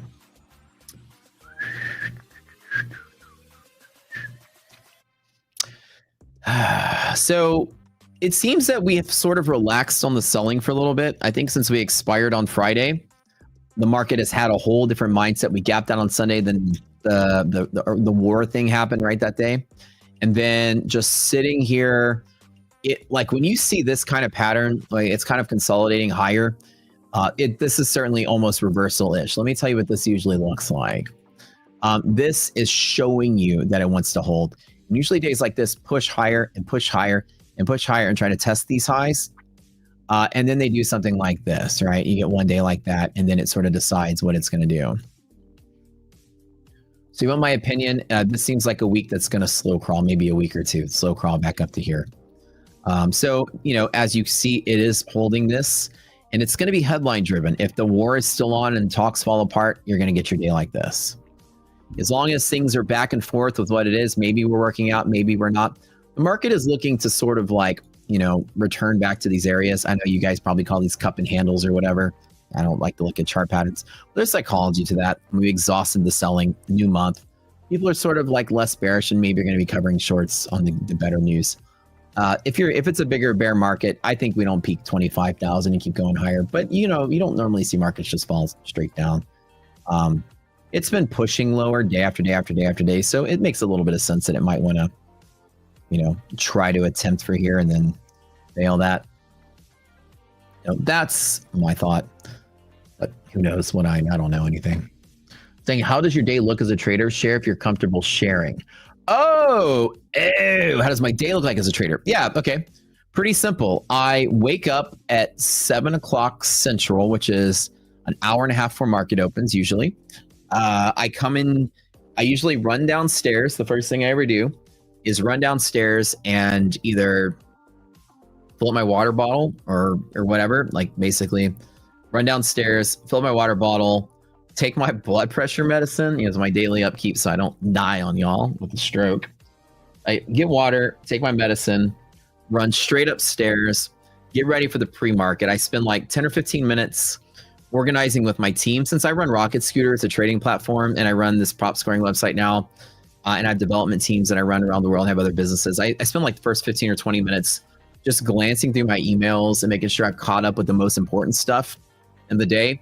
And then right at about 7:30, I start the stream. And I'm basically, I've been so rehearsed at how to trade and how to get ready for the market. It only takes me about 5 minutes to prepare for a trading day. I read the headlines very quickly. I see what's happened overnight. I can go through Financial Juice super quick and find out what's going on. I can look at the price action and tell you nothing happened. But if I look at the price action and something looks weird, I know something happened in the news. I usually catch up. But I just try to catch up very quickly just to make sure I know that there's nothing going on. I'll read the investing calendar, the market calendar on investing.com, and just see what headlines we got going on for the day through releases, which I usually memorize at the start of the week. So I know that like this week, we don't have anything coming out till Fridays, the Michigan numbers. I already know that, but I usually refresh. If it's earnings, I'll go look at the Zacks earnings calendar to see what earnings we have today and just make sure I'm kind of just in the know very quickly. It takes me 5 minutes to prep. Then I get my charts loaded and start the stream. And then the hour leading up into the open, I'm just streaming and kind of usually, cutting the rug with everybody here, just chilling, not really doing much. Watching pre-market price action, but really I make my decision right at 9:30. When the market opens, I get on my printout on the chart, then I can pick a trade plan from there. Pretty much it. Early on, I used to do so much homework, like overnight. Oh, and then of course there's more to it. When the market closes at the end of the day, I take a break, and then at 4:45 Central, 15 minutes before futures opens, we run our dynamic model, which gives me overnight pivots to trade on. And then I just basically do nothing after I do that until the market opens. I usually already have a game plan. I'm usually going to long or short off of some pivot, and I have a game plan. Usually in the first 30 minutes, I can probably get a trade most nights in Asia or to prep for the Asia Open. And so I'm pretty much already sort of understanding what the market's doing from the night before. But as I've gotten like better at trading, I do so much less. I used to study charts, study daily charts, study chart patterns, look at historical this and that. Not anymore. Every day is a brand new day. I don't even really look at bigger charts and try to find bigger targets. I usually know what my next available target is. I don't look at the bigger time frame because every day is such a dynamic thing. The greater trend is the market always goes up, but I don't like to. I feel like the more I used to do, the more I would try to. More I have confirmation bias, right? I would like look at the market in the way that I was trying to see it. Like I would fiddle with the charts until it matched what I already wanted to see. The more I did that, the more dangerous it got. Like an example, if I had a long trade that was upside down for a few days and I was swinging trading or whatever, I would look at the market and look at the chart and like zoom out until it looked good. Good enough for me, right? It looks bearish. Well, let me link the daily. The weekly chart. All right, cool. There's support on the weekly, right? The more I would do, the more it would just sort of fall in line with my bias. Like the extra work never really gave me extra contrary conviction to what I already felt, right? So I started finding out the more I did, the better. Now it's obvious to know your charts, right? Like it's not like I don't look at the charts. You can ask me what the chart looks like. I'm not even looking right now. Let me tell you, I'm going to draw, get my drawing tool. Here's what the chart looked like. Ready? The day before Halloween, we did this. And then through November and December, we did this. And then the NASDAQ did that.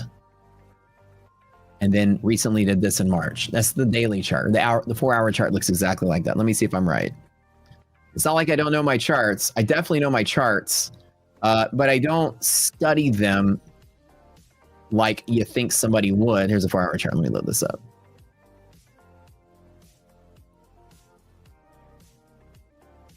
I mean, I know my charts. Not bad, right? Here's Halloween.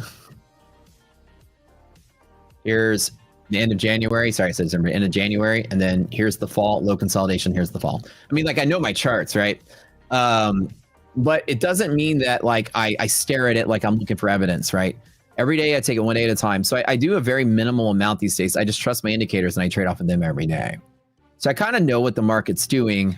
And but I'm not like, okay, where's the support? Where's the resistance? What's the greater daily look like? What's the greater resistance? If the market starts crashing, then I'll whip up my charts. Okay, like we start falling, then I go, oh, where is my next lower resistance? I got it marked somewhere. Let me prep. See, we're so far away from it. That's why I'm very rarely looking at this. This is a really strong support area. Okay. But if we start losing 24,000, then I got to start looking at 22 and some change. That's kind of how I do it. So I started realizing that it wasn't adding much effect to me. So in reality, I spend most of my time with the fundamental side of things. Let me get like an overall bias and feel of the market. So I'm looking at it, I'm looking for news. Are the headlines driving this today? How good is structure going to hold? Because my style, right, relies on structure. I feel strong emotions when I lose or win money trading. I don't. I always tell you guys, this is the goal you have as a trader, to learn how to not feel too much when you're trading. This is the best lesson I can give some of you new folks, especially new to the game. This is exactly where you need to think about. There's like a bell curve, right? And I'm gonna draw a little bell curve. You know what bell curves look like? It looks like this. There's a spectrum of emotions. Let me tell you what these emotions look like.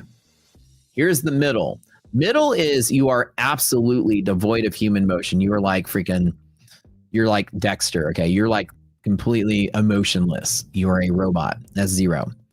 And there's a place over here, actually we'll call it middle, not 0, but you're at the middle.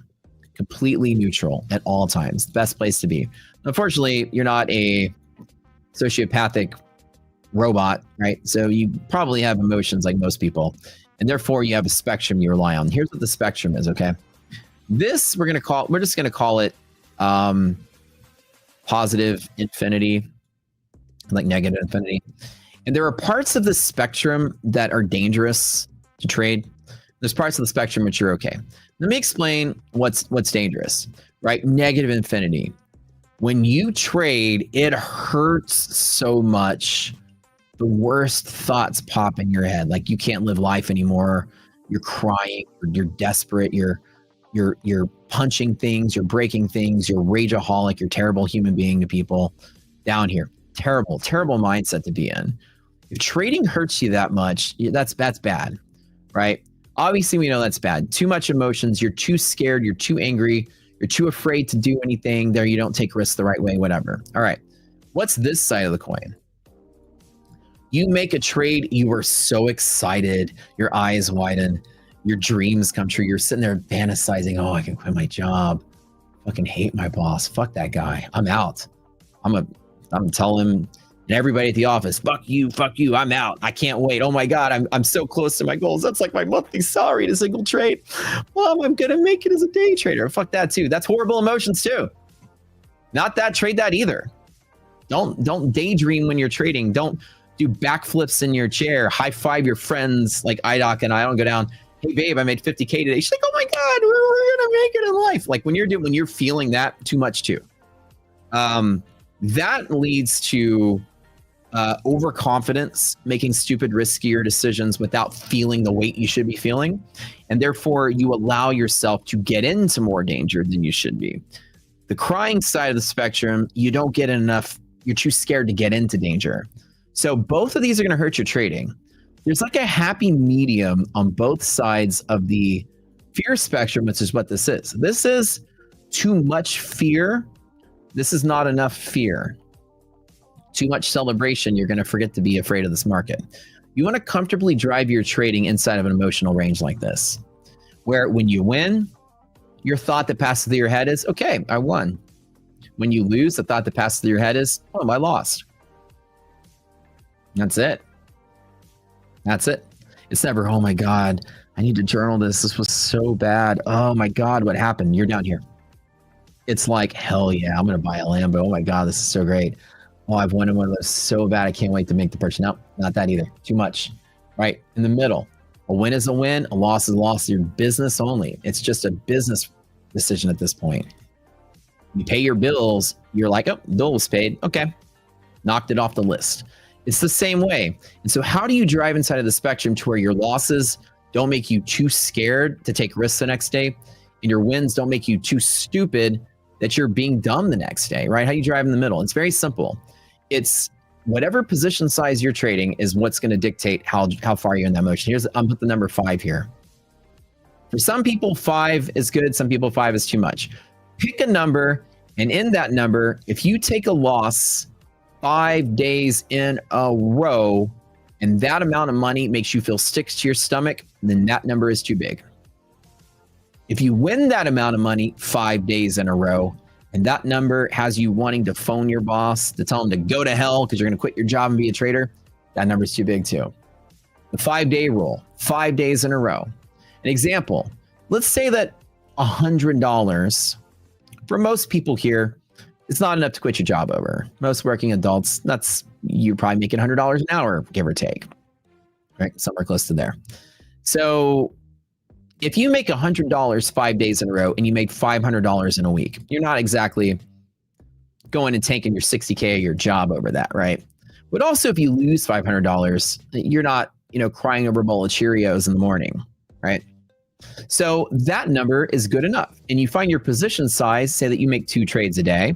So if that was the case with 2 trades a day, I usually do the 2 trade a day rule. I divide that in half. I can lose $50 per trade. If I take, X number of points, I can calculate my position size that my 1 trade at stop loss gives me $50. That way, if I lose 2 trades a day, 5 days in a row, I'm not crying. If I make that same amount 5 days in a row, I'm not doing backflips in the hallway, right? And so maybe you do that and you say, oh, that's too small. The idea is, and your position size, start as small as you can, and they get slightly bigger and slightly bigger and slightly bigger, which expands the range on that like emotional bell curve. When you go bigger, that range gets a little wider and a little wider and a little wider. And then you get to the moment where you took a big week of losses or simulate the week of losses and you're like, oh man, that makes me feel weird. Then you found your ideal position size. The goal is the most important trading decision. I teach this in my boot camp. The most important trading decisions that you ever make are not where on the candle you long, and where's the fair value gap, and where's the VWAP, and where's this, and where's the bull flag, all that.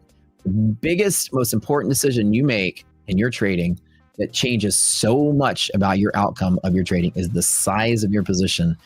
It doesn't matter what you do. If you followed my random challenge back in November, I traded randomly long in the market. When ChatGPT said randomly long, and I went long. And all I can control is the position size, and I still didn't lose money in that challenge. The goal was to show you that that's the most important decision you make. It's not where you get in on the trade or when you get in. I threw my strategy out the door and was only able to control the size of the position and still didn't lose money, right? So the point is that you need to find that ideal amount so that you trade that perfect amount. So an example is, how much money, ask yourself this question now. How much money can you lose in a week to where you start to feel your armpits are sweaty thinking about it? Is it 5,000? Is it 1,000? Is it 50,000? Everybody has their number that's too much, right? What is that number for you? Take that number, pick that number. If you were to lose $1,000 a day and you lost 5,000 a week, you might go, oh my God, that's like a month of bills. I can't do that. All right. What's the number that you can use? Oh, if I lost 1,000, that's not too bad. I'll be okay with it. Pick your number. That's where you start. Say your example is, I'm going to give a number. $2,000 is that number.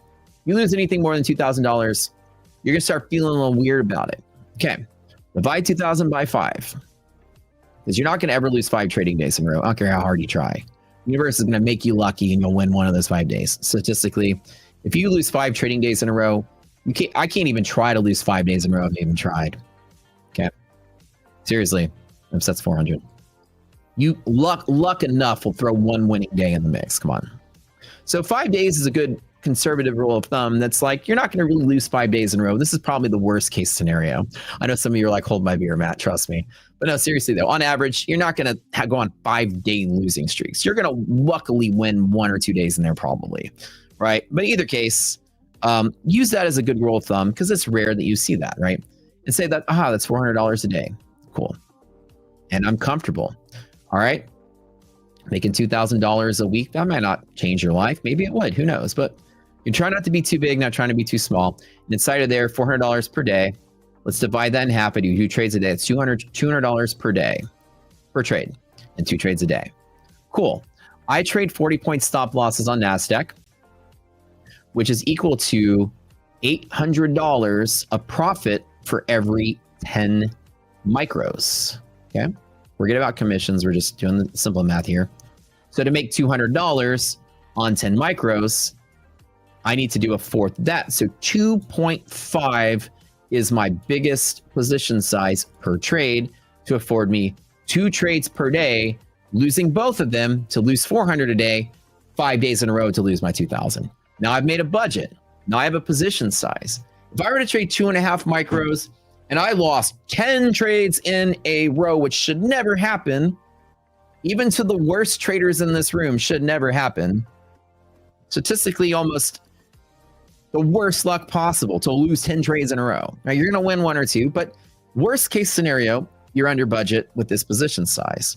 And now every trade you make is up or down $200. If 2,000 makes you feel sick after 5 days, losing $200 a day is not going to make you wake up the next day feeling scared to attack the market the next day. And when you make $200 in a trade, you're not like, oh my God, my life is so much better. I won this trade. You're sticking on business. Everyone in chat, I know they're doing giveaways, whatever, pay attention really quick. Everyone in chat, does this make sense to you? This is by far the most important lesson I teach next to the VIX lesson. Probably the most important trading lesson altogether. VIX, I always say, is the most important technique lesson. This is the most important day trading lesson I have in my arsenal of day trading. Do you understand? You have to make sure that that position size, and you might say, well, I'm wasting my time. It's not wasting your time. You're not trying to make a lot of money as a trader. You're trying to learn how to survive in this market without losing the money you have. Over time, you make the same decision, you just get slightly bigger. I'm making the same decision now. It's funny because, early on, $2,000 would have been a lot of money to me as an out-of-work engineer in my 20s when I had no money coming in. My apartment rent at that time was probably $680, something like that. It was like 600 and something. I had a car payment, $350, $400. That's a month of bills, right? So to different people, different stages, it means a whole lot. What's funny to me these days is, social media has different layers of where people are in their career. Somebody clipped me one day when I had a 70K drawdown. Like at some point when I was talking and my mouth was like that. And someone clipped the photo, goes, wow, world's worst trader. Look at this, lost 70,000 in a day.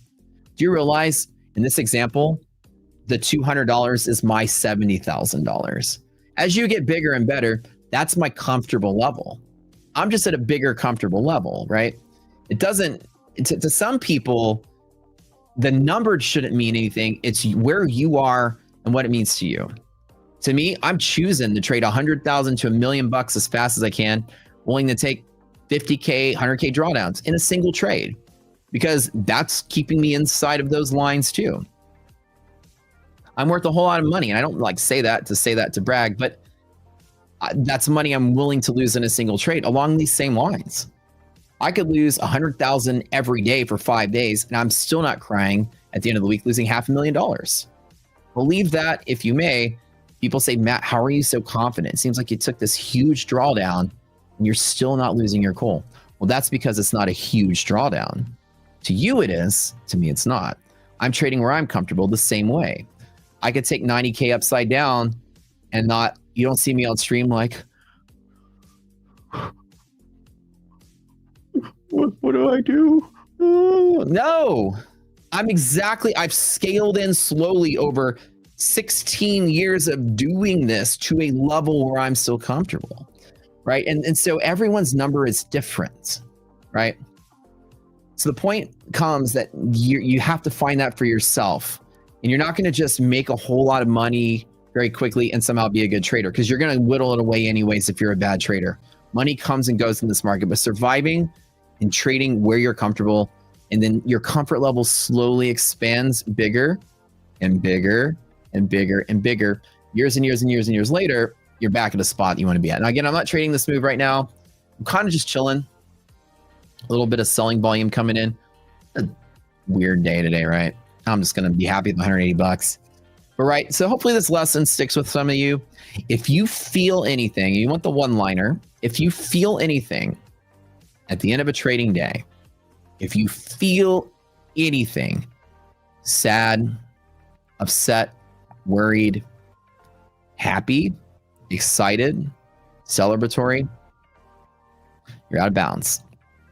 You know, if they clip that, out of bounds. When you end your trading day and you go, that was a trading day, and you forget about it a second later, you're right where you need to be. And that number might be small, but you're paying your tuition now. It's probably going to be small. You're not going to quit your job off of the first $1,000 or $2,000 you're making as a trader. You're not. You're going to learn how to manage that money and manage your upstairs emotions. That's exactly the skill set you're trying to build. Why has the market been so choppy lately for indices? Well, it's been choppy mostly because people are shifting their investments very rapidly to different markets because of the whole frenzy in gold and frenzy in oil, and then this news-driven sort of market. That's mostly what's chopping it now. Towards like the end of last year, there was a lot of people getting squeezed in gold and Bitcoin, and then now getting squeezed in oil, just causing a bunch of money shifting around, and then 90% of Wall Street was just holding on to their positions. So you're just seeing the market just sit there mostly flat, and one day it would do this, and then one day it would do this, and one day it would do this. It wasn't really moving in waves. Everyone was just kind of sitting still, right? That's mostly why. You're seeing like basically a flat market with slight bit of rotation out of equities, and there's only a slight amount.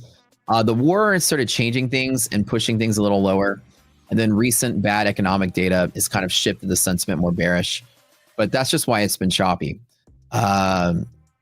You have sort of like obvious bear market conditions in the news, bear market conditions in the economic data, but Wall Street, in this sense of it's probably temporary, and by the same time next year we'll be out of it, is causing people to not panic. So hanging through it.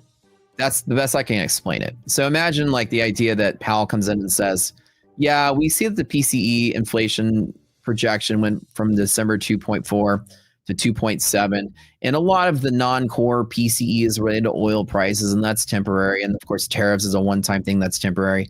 You as a big hedge fund might just be like, yeah, this is temporary. Same time next year, I'll be fine. Let's just hold on and buy the dip. And a lot of people, I think, are taking that stance, right?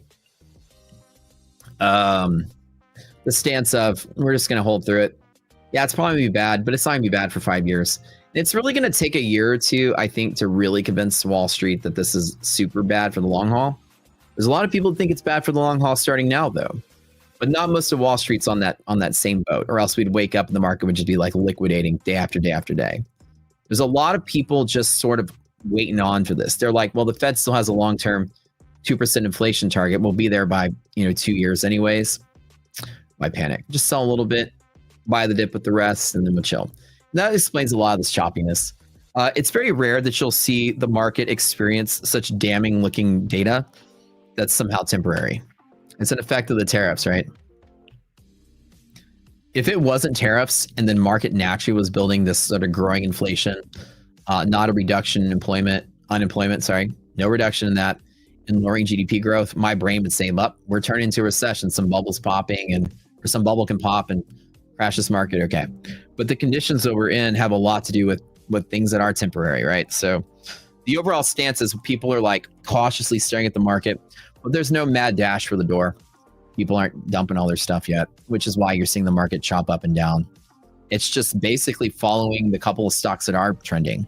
Think about like there's no news anywhere, then all of a sudden some news comes out for Apple or some news comes out for Nvidia, and then the market rallies that day, and then the next day bad news here and it sells the next day. So the index is mostly flat and a couple of components are moving up and down. And then the war, same stuff. Peace talks, no peace talks. Peace talks, no peace talks, right? A lot of that back and forth there. But that's it. Hopefully answer you guys' questions. That's a good speech. I love telling you guys the position sizing thing. If you get to that point where at the end of the trading day, you go, oh, that was a trading day. You're doing right by yourself. You're going to have confidence every day you trade. The whole point is to be confident every day you trade. If you operate out of bounds, what happens is you start to build either false overconfidence or you start to build an cowardice, fear. You're too afraid to take risks, so you don't. If you operate on the left side in the emotional fear overload sort of side, what happens is You get in the place where you're in a trade and you're afraid to be wrong, so you hold your losers longer because you're afraid to be wrong. And it takes a lot of fearlessness to be wrong and get out because you trust yourself. You're like, I'm going to win tomorrow, whatever. So cut and get out. That's what you can do. If you're extremely fearful, then you're going to hold your losses too long, and you're going to be so scared of losing that the minute you make any amount of money, you're going to take it and run. So you're going to cut your winners short, let your losers ride. That side of the spectrum does that to everybody with a pulse. The right side of the spectrum is overly confident. You're not fearful enough. What happens there is you get too greedy, you overtrade. The market rallies. Instead of taking profit or cutting your trade, you add to the winner. Let's double down. Let's go. I can't lose. You start overtrading. You start making dumber and dumber decisions. The more you trade, the more you're going to lose. This market is rigged for you to lose. Trust me. The more you do, the more you're going to lose. No one has. Where'd my mouse go? When this happens, there it is. This market, you don't have universal edge 24/7. This market is kind of designed to. The word I want to use is your edge is applied at certain places, not at all times. So the more you're behaving, the more ultimately Wall Street just beats you up. And so you don't want to overtrade. You don't want to add, you don't want to, you take too much risk. You don't use the cautions you should use because you feel like you can't lose. You're so euphoric. You're not being realistic enough. You need to be fearful enough to not be too greedy. Like, oh, I made all this money today. Let's double or nothing, right? You start stuff like that. So playing within those ranges, the end of a trading day, you go, oh, that's a trading day. And it's no longer about the money. Like if I was to go back in my 20s and go, hey, Matt, I made $63,000 yesterday in one trade, one trading account, right? Now I would say, hey, Matt, you make $63,000 in a day. And I would tell my young self at that, I'd be like, what? That's like half of my salary in a day? No way. There's no way that's my future, right? And back then it would have been exciting, right? But now it's not exciting. It's normal.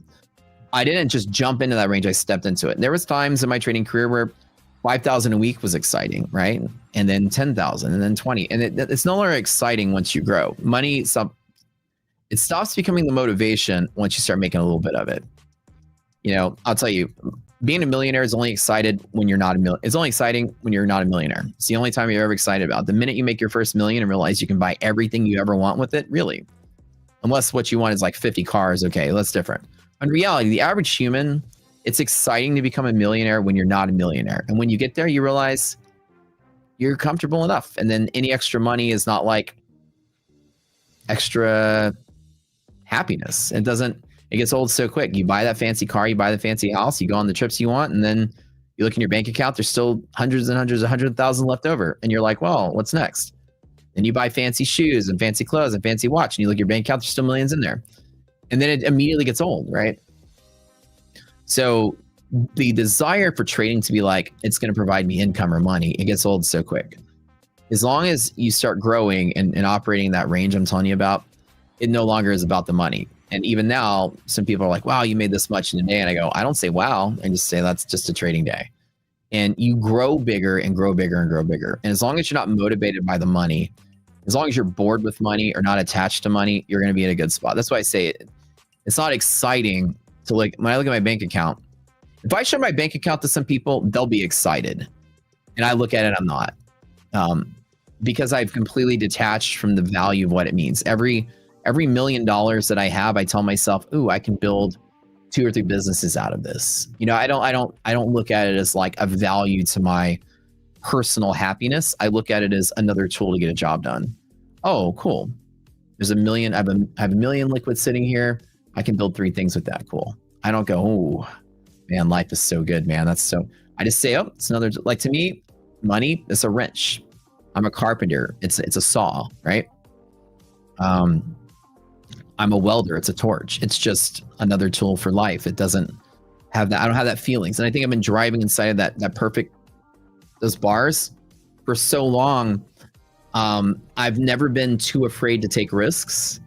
I've never been too comfortable to not be fearful of the risk I'm taking. And so as you grow, you kind of build like that, right? And you'll realize when you make your first million that it becomes much easier to scale rapidly from there. if you build things that make money for you. And therefore, it just becomes a game of how much you can acquire, how much you can build, more so than the values there. So I've completely detached from money. I could blow up the million challenge account and I will not at all feel bad because it doesn't mean anything. Like there's more than enough to go on that.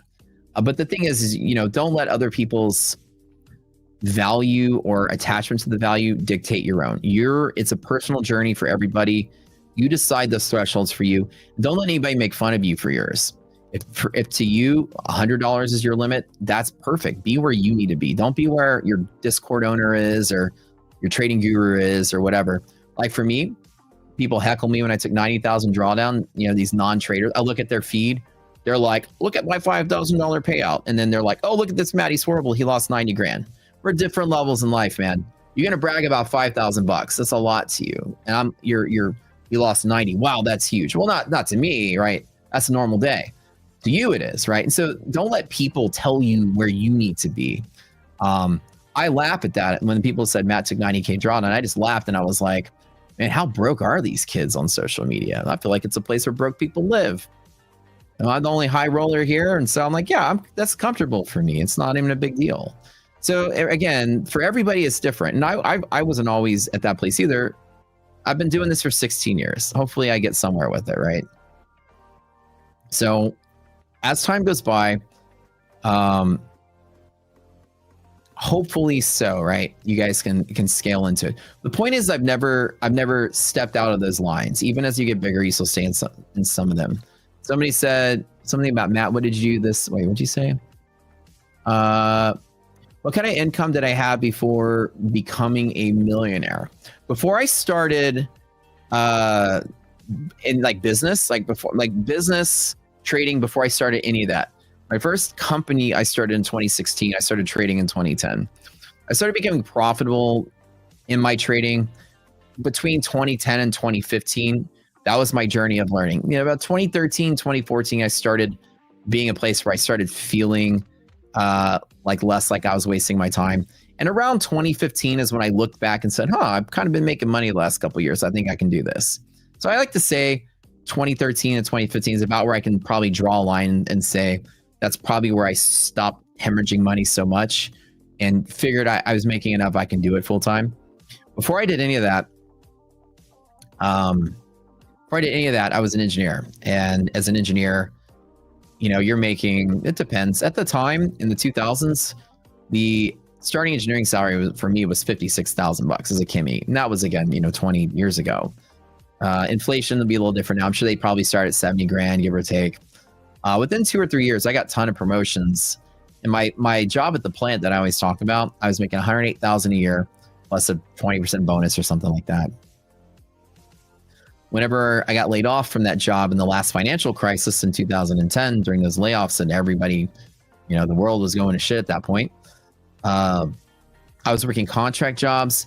And at those times, I was making close to $200,000, which for me was a lot of money compared to my other salary of $108. It was almost double. But contract jobs are like short term. You're doing some specific tasks that really my specialty I was allowed to do. So I was basically making something like that and taking whatever leftover money I'd have and try to practice trading with it. I might get, you're talking 15, 20 grand a month raw, and you have to pay your own medical insurance, pay your own tax and all that stuff. And then, pay your bills, and then leftover, I might have 5, 10 grand most leftover, sometimes 5 to just throw into the stock market. Were I working part-time the first years of trading? Yeah. Well, working full-time on contract, which is technically working for 3 months, taking a month off, working for 6 months, taking a month off, working nights. One of my contract jobs I took was packing so I was a chemical engineer, as a catalyst specialist. So I had reaction engineering was my subspecialty. So there's a very low amount of those people out there that work in industry, because usually if you go the catalysis route and reaction engineering route, you typically go into PhD because those are graduate level studies.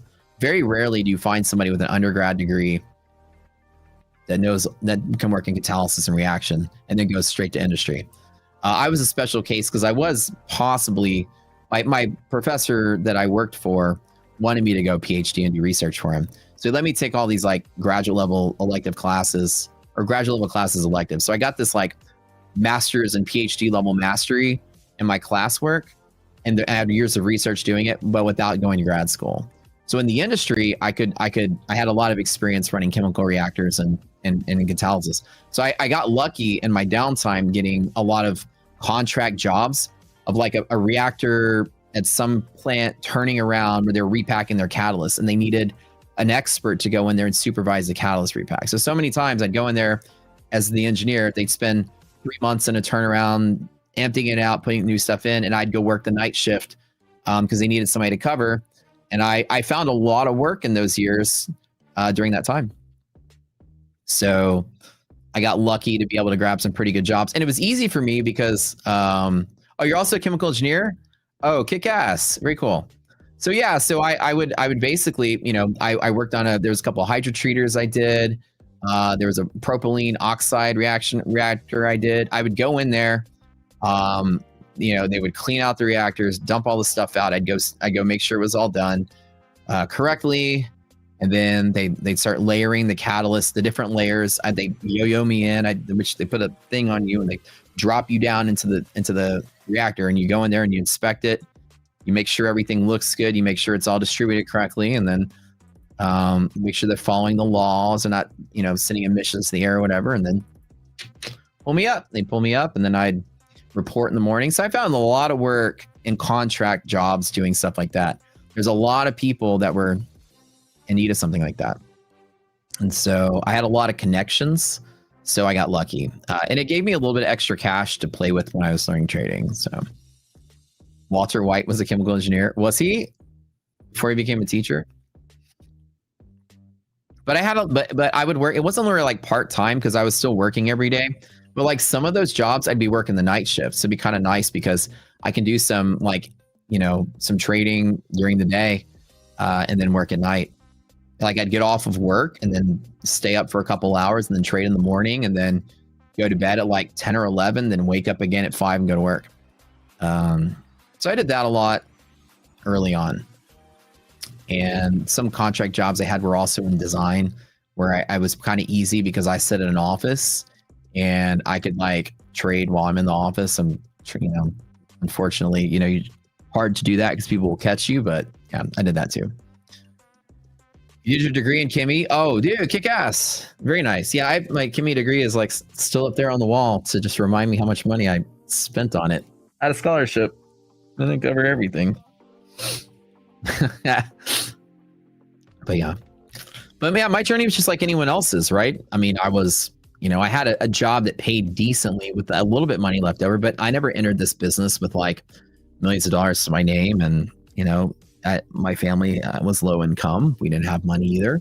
So I basically started from zero and I built up from zero. I never had, parents gave me no money, friends gave me no money. It was like whatever I can scrounge together as an unemployed engineer trying to make do after I paid my bills. I lived cheap. I got rid of my expensive car. I lived in a really cheap apartment. Like I said, like $680 rent. I had an Infiniti G35 right out of college, which at the time was a very expensive car, probably $50,000 fully loaded in 2000s money. Right now, that'd be closer to 100,000 probably. Right out of college. I had an expensive car, expensive loft apartment. I downgraded once I got laid off. I went and got a cheap apartment by the plants. And then I got a Mazda 3 hatchback for probably like $15,000. And that's it, man. I lived on the fringe.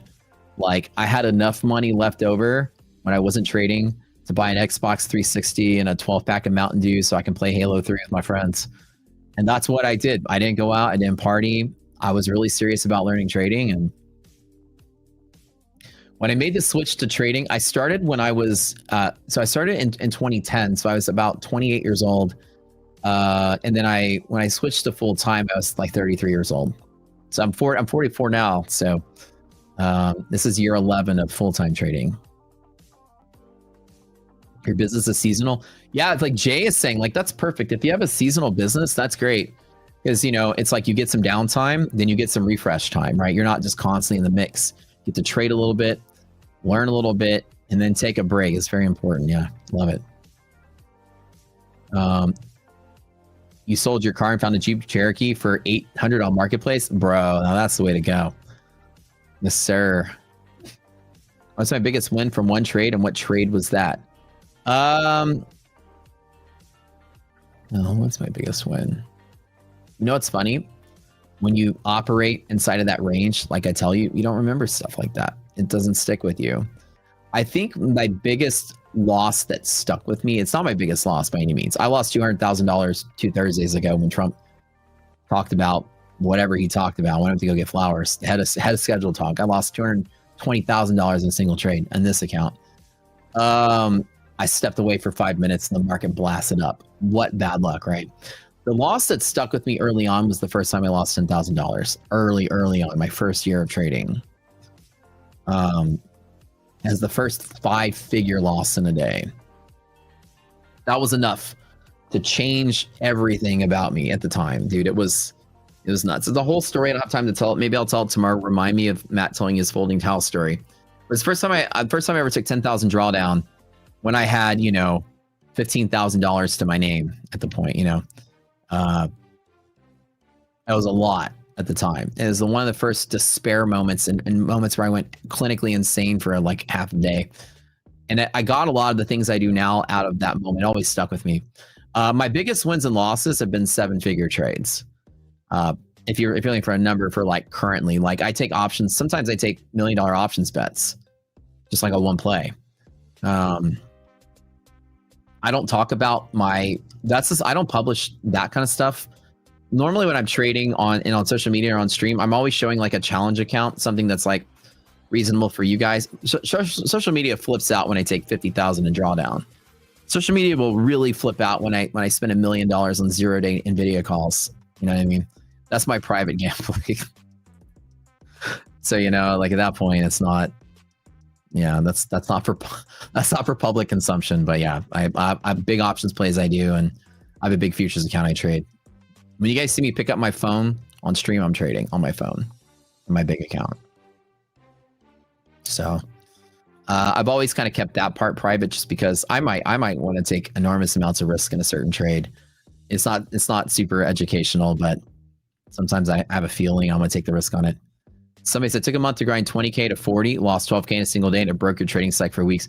Yeah, I'm telling you, everyone has that limit where you hit that limit and you just freak out. That first $10,000 loss I took when I was like 28 years old, I was so huge. To me, that equated to like months of working, I was like, man, dude, it changes you, right? It does. Brit, yeah, I'm 44, Brit. Just asked how old I was. Our cars and salaries a sign of our times. I know, right? An $18,000. By the way, it was fully loaded Mazda 3 hatchback. It had everything. It had a CD player. Bluetooth wasn't a thing yet, so it didn't have that, but had a remote car starter. That was kind of nice. Power windows, power seats, air conditioning. It's all you needed. 18 grand, fully loaded. It's actually kind of nice with the upgraded trim. The old Mazda 3 I had in 2010. Good stuff.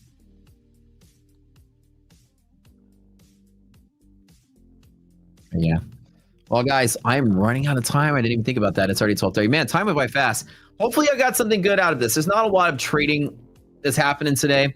I'm just kind of relaxing with not really much, to say.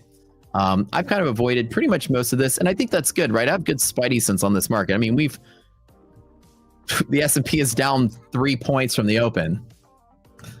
I've got a good sense about avoiding this day, and I'm glad I did. That being said, guys, thanks for being here. I got to run. On the way out, I must pitch that we have this awesome plan here, MyFundedFutures, $77 with 25K flex plan for existing users. That's pretty kick-ass. It's even better for new users who haven't tried it out once. At least try it out once. MyFundedFutures, one of the best prop firms in the space. We love it. Use your favorite influencer code for that. I got to get out of here. I got to run. It's time to go.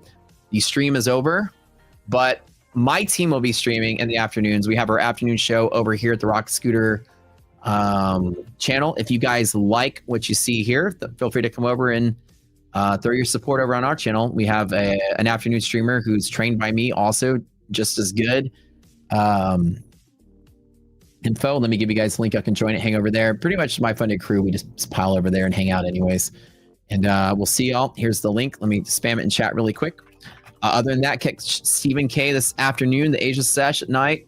Always a treat. Such a good expertise from that guy. And we'll see you later. Oh yeah, 30% off the pro plan. Don't forget that. With that being said, I'm out. Join me on that link and we'll be live later for the afternoon. See you later. Have a good one.